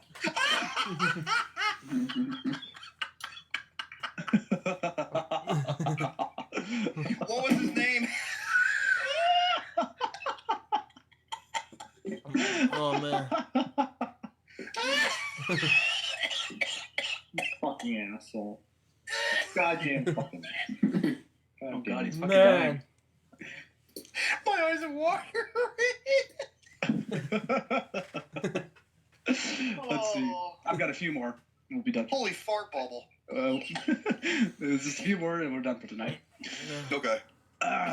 In Honolulu, Hawaii. Oh yeah, sorry, I already said that one about the loudly after sunset. In the UK, a law still exists from the Middle Ages that requires all males over the age of 14 to be trained in shooting a longbow. Man. That's actually kind of badass. That's pretty cool. I would like to learn how to do that. You know, I'd be like, no, fuck you guys. I want a crossbow. Yeah, right? Let's see. Here comes Florida. In Florida, it is illegal for a divorced or widowed woman to skydive on a Sunday afternoon. Man. Where do they come up with this shit? I don't know. Well, luckily, Lucas Lucas hasn't been married, so he's good to go. Yeah. In China, it is a law for a person to be intelligent to go to college. Man. Oh, thank God I got my degree in Florida. What? Hold on, say that again. What, the China thing? Yeah. Yeah, in China, it is a law that a person must be intelligent to go to college. That's a good point. Jerome, you're out. No, Lucas, you didn't hear what I said. I was like, yeah, good thing I got my degree here in Florida. Yeah, I know, I heard you say that, but I said, Jerome, you're out. You're not going to college. Neither is Gary. Here comes something from New York. Married New Yorkers cannot get divorced on the grounds that irreconcilable differences unless both marriage partners agree on those grounds. Man. Okay, so it has to be split down the middle evenly. Oh, okay. Okay. Let's see. In Tennessee, it is illegal to carry a loaded firearm into a bar. Good Oh, point. it is legal. It is legal. Bullshit! You ever seen the Wild West? I know how that shit plays. Let's see. In Norway, there's a law that protects all female dogs and cats from being spayed. Only male dogs and cats can be neutered. Also, an ancient Norwegian law still exists that obliges all Norwegians to go out on expeditions to rape and plunder at least once every 5 years. What the fuck? That's pretty weird. Okay, That is weird. No, that's okay. First of all, you should spray. You should spay and neuter all animals. I agree. Yeah. No, I believe it's true. I mean, especially in the long run. And rape and pillage once every 5 years? This ain't the fucking purge. God damn, dude. Still. Oh my goodness. What are they, barbarians? Fuck. They were? Yeah, still. They were. That's a different time back then. I know. Let's see. In Britain, it is an act of treason to place a postage stamp bearing the monarch's head upside down on an envelope.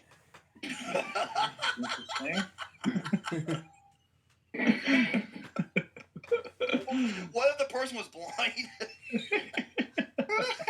Man. Oh my goodness. Let's see. Let me see what else I got. Okay. This is a good way to end it off. Okay. That comes from New York. Apparently in New York City, it is illegal to honk your horn. If you do, you're at a risk of paying a $350 fine. What? In New York? Wait. Dude, people honk their fucking horns all the time in New York City. I know. Seriously. I know. That is shit. It's fucking. So that's where all the tax money goes. Yeah. Stupid laws. So just remember, folks, not everything is as sane as it may be. Because as from these laws around the world and such, now, there you go. It is illegal in Nebraska to fart a Twinkie while intoxicated. Yes. No, I could think of a crazy law. I'm just trying to think 1 second. It's illegal to go to the. It's illegal to not go to the gym 3 to 4 times a week. No, that's in Swole City. I'm sure Yeah, that's in Soul City. This is America. I could think of a good Arizona law. Okay. In Arizona, it's illegal to date females. Thank you, Jerome. You can't date any females now. There goes That's okay, Jerome's. 'cause they all- There goes Jerome's Market. Not really, because they all live in California, so I'm not shit all looking. Man. That's true. That's a good point. I guess we'll call it an end, ladies and gentlemen. Yeah, call it a night. So there you go, folks. Do with that information what you will, Yeah. because you just got learned. I'm gonna get ready to I'm play. a fun teacher. Come on now. Absolutely, you are a fun teacher. Okay, ladies and gentlemen, class is dismissed. Professor Muir will have a pop quiz on this.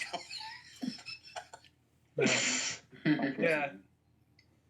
And I'm not talking about dressing up as Santa sitting on my lap, and we'll talk about the first thing that pops up either. Yeah, that's where Fly the Impaler comes in. Oh my God. Ladies and What the hell is gentlemen. wrong with us? Oh, what kind of fucking show are we running here? Ladies and gentlemen, thank you so much, all in the live chat, for all you viewing. And for the conclusion of Pain and Game Show episode Nintendo 64. Hope you enjoy it. I'll let the other two gentlemen sign off, and if you excuse me, I'm gonna go on my other computer and beat off to some Lisa Sparks porn. Good work. Anyways, come back next time when we have a little news segment that I want to go ahead and get ready. And hey, also Christmas is coming up pretty soon. Yeah, Christmas time. Christmas is coming soon. Unless you're Jewish. You know, it's also Then a you Christmas. then you have Hanukkah. What'd you say? It's on Man. Christmas football. Ah! Get out! Fuck out of my class! I'm sorry. Don't talk I to me. had to mention that. Hey, I have to work Christmas Eve, man. I don't feel bad. I don't know about me just yet, but I have to Yeah. work Christmas Eve. so with that being said, next week expect a new segment that I want to try with these muscle-bound gentlemen here and see what we can do, because I have to discuss it with these guys first before going on with anything, because I want them to be absolutely certain that we got everything straight and no one's going to fuck this up. Still, Pep Smith says I don't celebrate Christmas. I know why. man. So anyways, with that being said, we'll see you around next time. Have a good night and happy happy Hanukkah. Sorry. Thank you guys See you all around. for joining us tonight on the Pain of the Game podcast. Oh, by the way, Gary says, okay, Lucas, you didn't post your score. It's after midnight. All scores are taken. Wait. I was doing the show. I have my score right here. Hold on, let me get my freaking score. Give me 1 second. I have my score. I've been doing the show. How am I supposed to be able to do anything? You can do it during the show. I was literally. Oh my god. Hold on. Give me 1 You second. were playing Space Invaders during the show, weren't you? I only played once. I officially have my score, but give me 1 second. I Oh, have. just show it to the camera right now. Okay. Give me 1 second. Photo. And. I wonder what your score was compared, because I gave it a shot just for shiggles. Hold on. Go ahead, speak. 17,590. Okay, yep. Wow, right. that's a lot. Okay. So you have 17,590.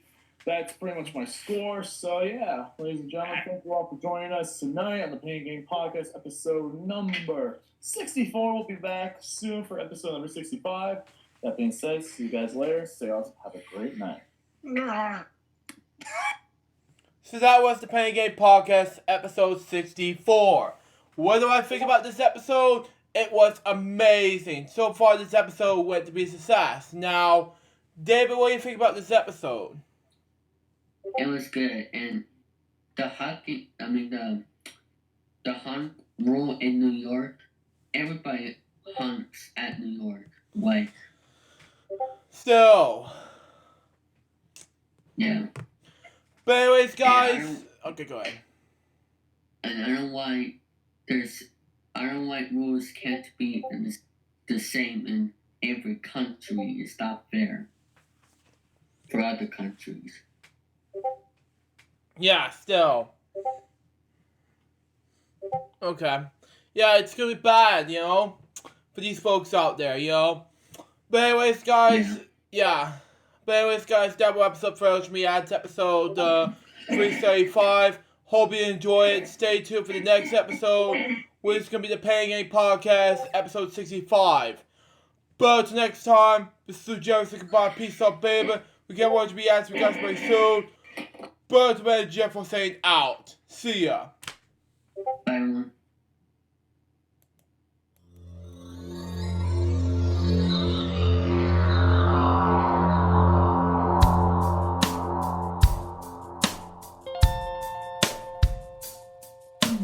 Given unto me this life I'll never take for granted, and given all the time I failed to really understand it, I never sought to meet the maker of reality, the one who gave the life that which is always happening, but I tried